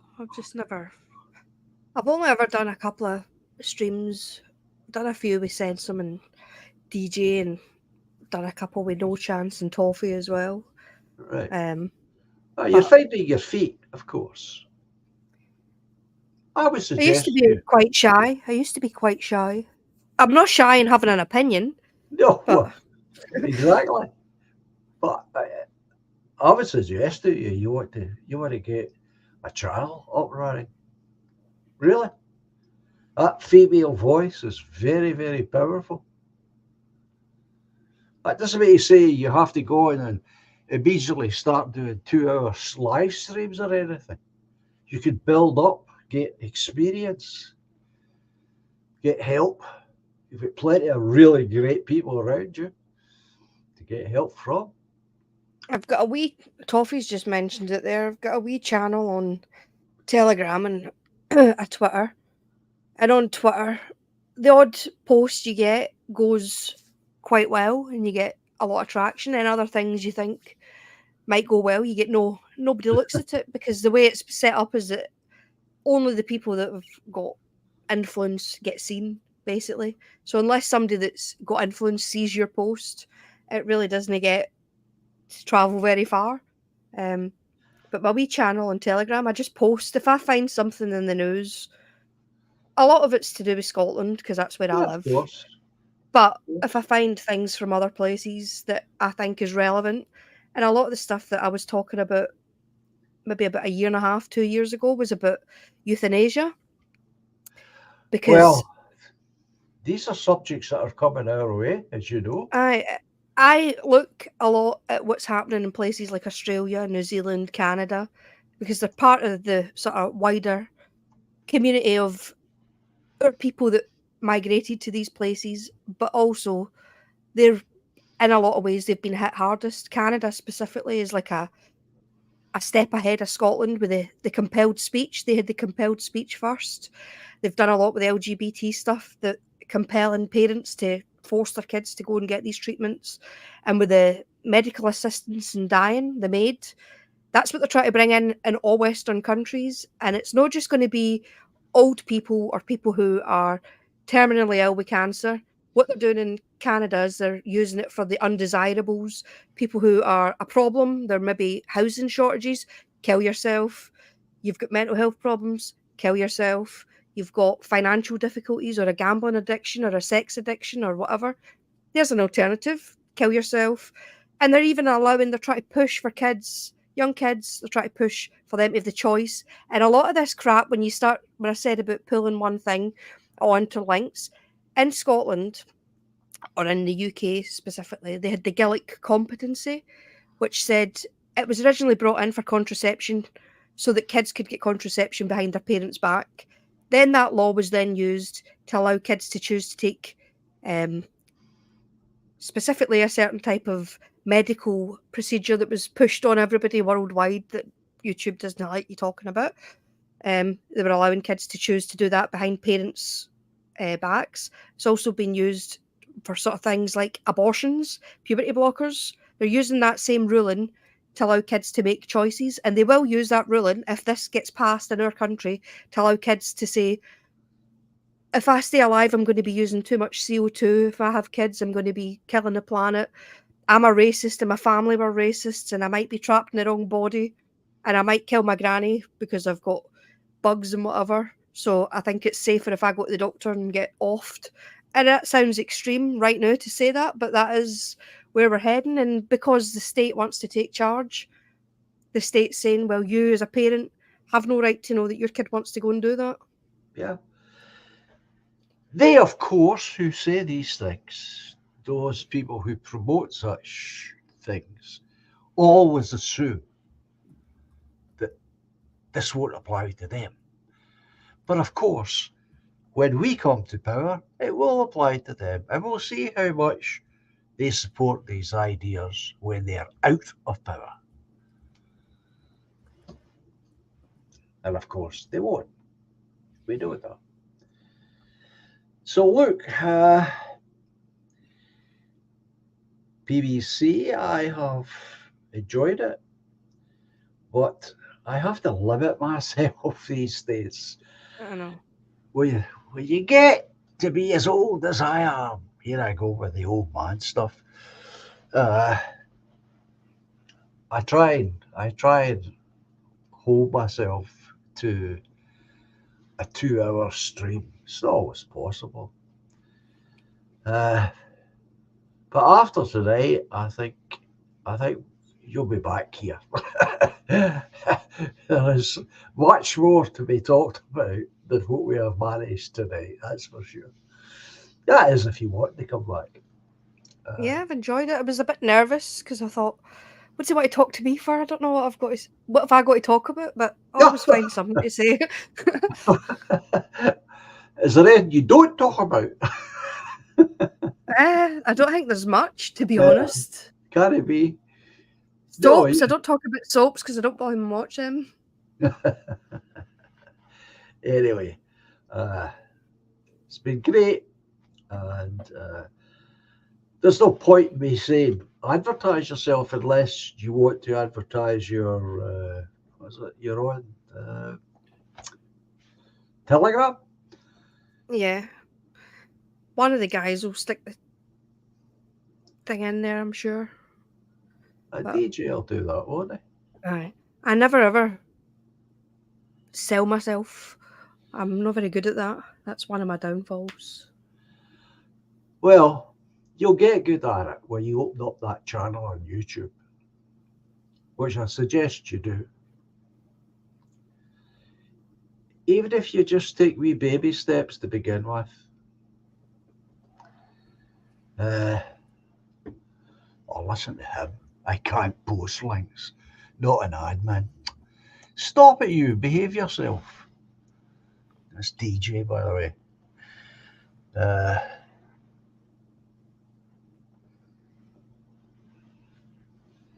He's not modded. He's not a mod. No, I thought he was. Is he not? No. I didn't know that. Okay, well, need to do something about that. But get back to you, the important person here. I really do think you should try get a little channel going. It would be really good for you, I think. It would encourage, give confidence to other women who are there, who are feeling a wee bit like yourself, a wee bit unsure, uh, perhaps feeling a bit overwhelmed. Uh, but would give you support. And as I say, you don't have to start on a big scale. Well, I think Toffee's done it. Or you'll know if it's you. Is that you? Yeah, that's it. Right. Well, Toffee's done it for you. Thank you, Toffee. So just give it some thought. That's all I'm saying. I think you've got a lot to say for yourself. You certainly, the things that you do talk about, you can support these views. It's not just hot air. And that is really important. So give it some thought. Okay, that's all I'm saying. Give it some thought. Let me. By the way, the heavy breathing is because I've got half a lung missing. If you hear, do you hear it? Do you hear me breathing heavily? Not too much, no. No, that's okay. Just so you know. uh, yep, she certainly did, Anglo. She certainly did. Uh, And the chat's been pretty decent. They've been a good audience. I've not had any pelters in the chat, at least. I don't think I've seen any so far. there's my that's because well, I tell you the truth, this is the way my audience is all the time. The only time it will change is if we get troublemakers trying to come in. But other than that, don't have any bother here. People know the rules. There are rules. Uh, everyone's allowed to give their opinion. The C word is the thing it's banned. Whether you write it or say it, doesn't matter. It's not allowed. Apart from that, yeah, you don't have to agree with me.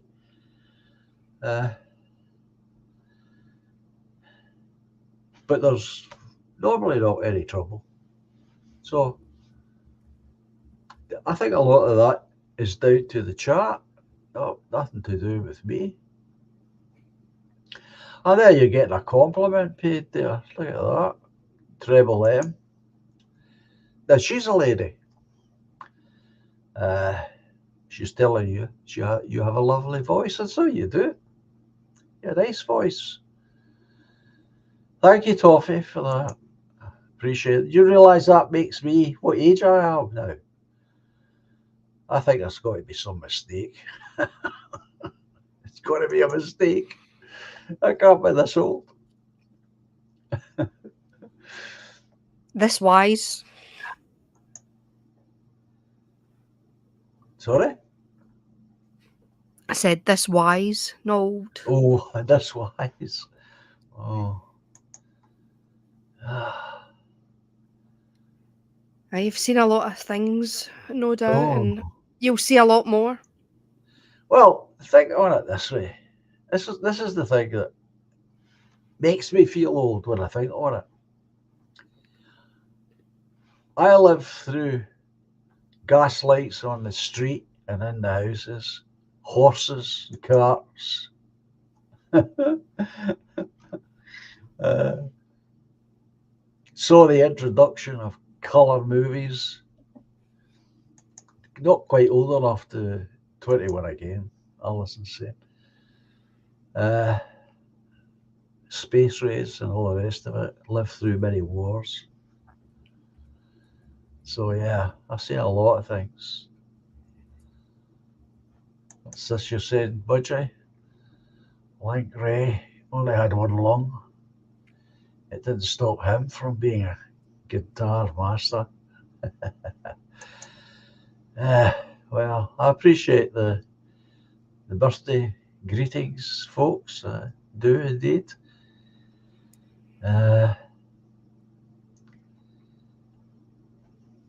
What can I say? Yeah, that's it. That's the number. No, it's not. It's not the number. Not that old. Goodness sake. Take 10 off it. I'm actually 78. 70. Eh? Did you hear somebody speak there?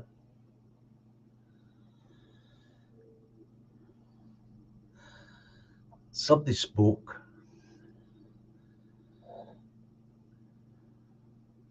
Don't know whether that was my son or Was it not. maybe me muting the mic? I was coughing. Were you coughing?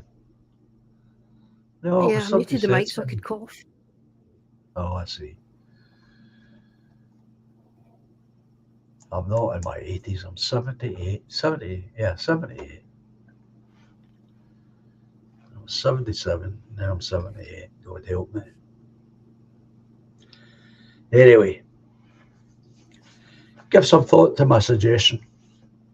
I Try not. will do. Yeah. I thought you might have had a channel when I discovered that you were on talking. I I just had other people giving me their good grace.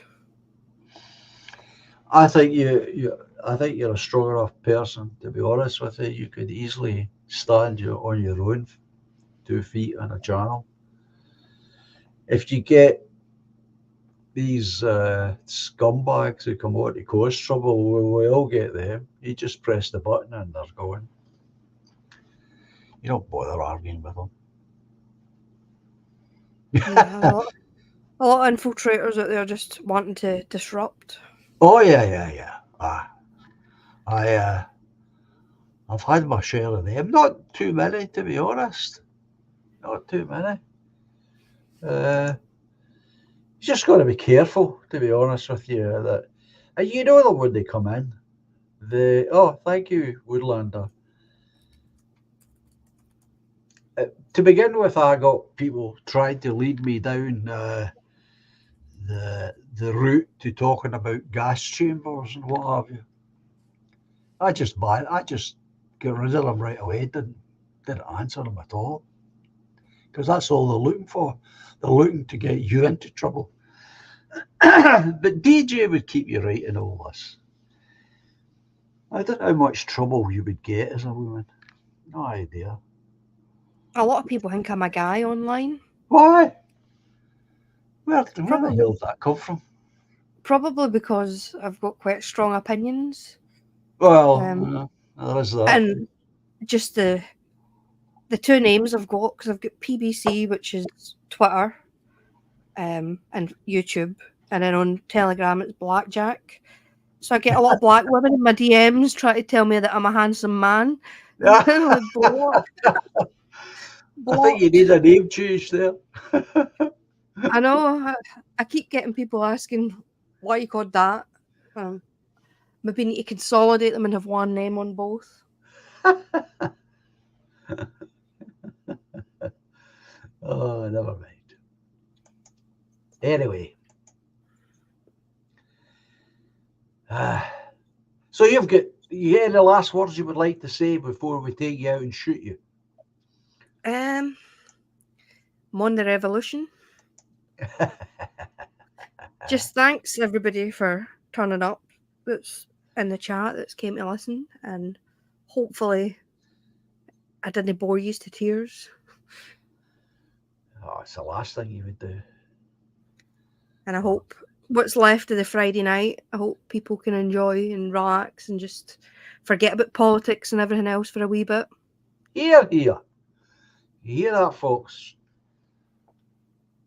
Someone who's been listening to me, it's the weekend. If you get a bit of weather, get outside away from computers and telephones. Enjoy the countryside if it's best you can, or at least enjoy the weather if you get some good weather. And I'll be here, God willing, next week, Tuesday, and next Friday. We're going to have the one and only No Chance. He's always There a good. you go. There you go. We hope to hear you again, and hopefully on your own channel, says Alison. Alison, by the way, is also the party treasurer. Well, that's good to know. That's some good endorsements. Absolutely. Well, you need somebody. I mean, I needed somebody that I can get access to money whenever I need it, and she's a party member, and I trust her, and it's never a problem if we need cash, which is very rare. We rarely need it. So, carry on. He's called Clive. DJ said it. He's called Clive. Live with Clive. It says that. I don't know whether to believe these buggers. They're just winding me up. Okay. I'll just take you out of the main arena here, PBC, and you just wait in the green room, as we call it, and we'll have a few private words. Okay, doke. No. Okay. So, I'm glad you all seem to enjoy it tonight. I know I have. Very interesting young women. Those are stuff, without a doubt. And very capable of taking care of herself in a discussion. And we wish her all the best. So, folks, the weekend will be the usual weekend. Tomorrow night, I don't remember all the times, but I said some's on tomorrow night. Later on in the evening, you've got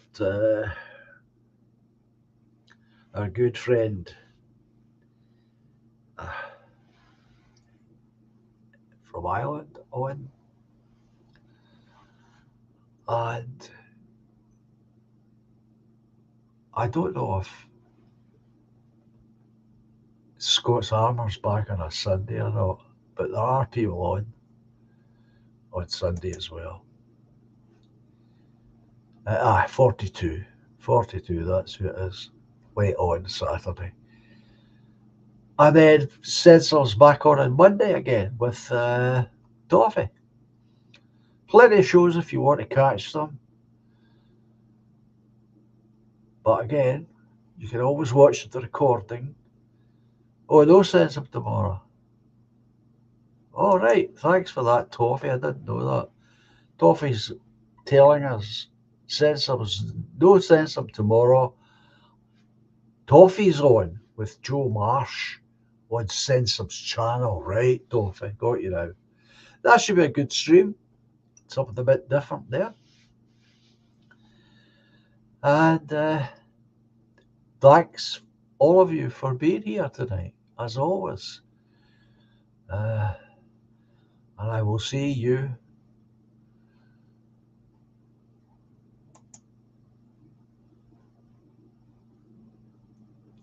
with the grace of God. I shall see you on Tuesday.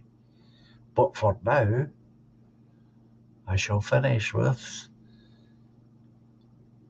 adios, au revoir, cheerio, and until Tuesday, 9 o'clock. Bye for now. Bye, folks. I hope you enjoy the music.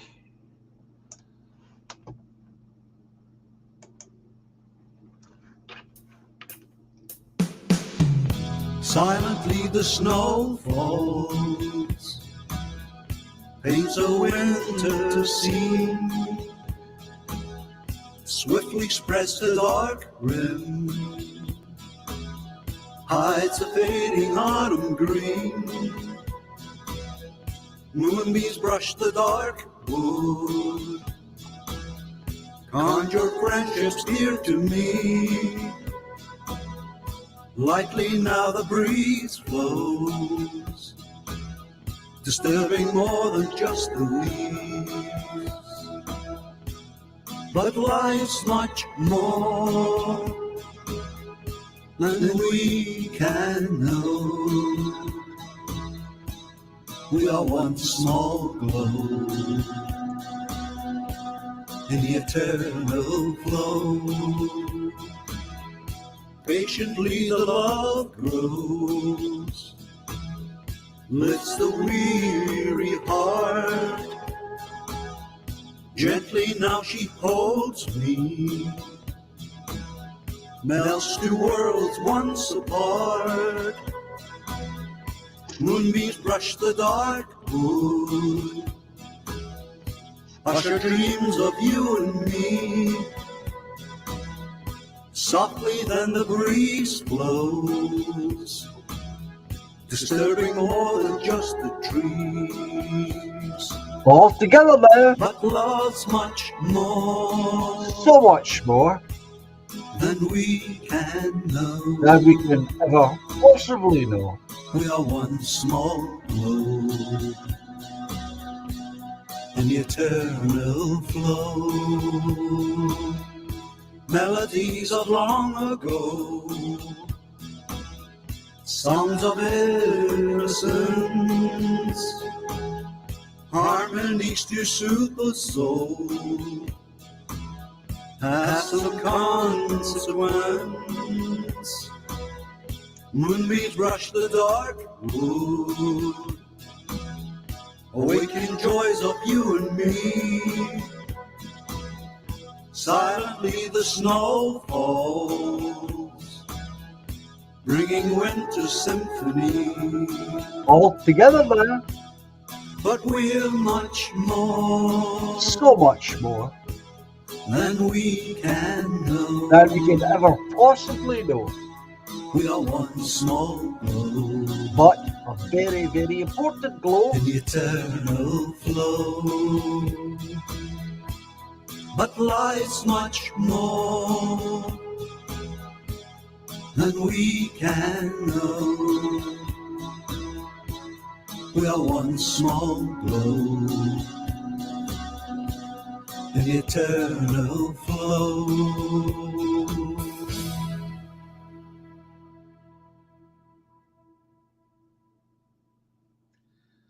Okay, folks. Thanks again for all of you coming here, support myself and my lovely guest. And God willing, we'll all be together again on Tuesday. Meanwhile, enjoy the weekend, and I'll speak soon. Bye just now. Bye.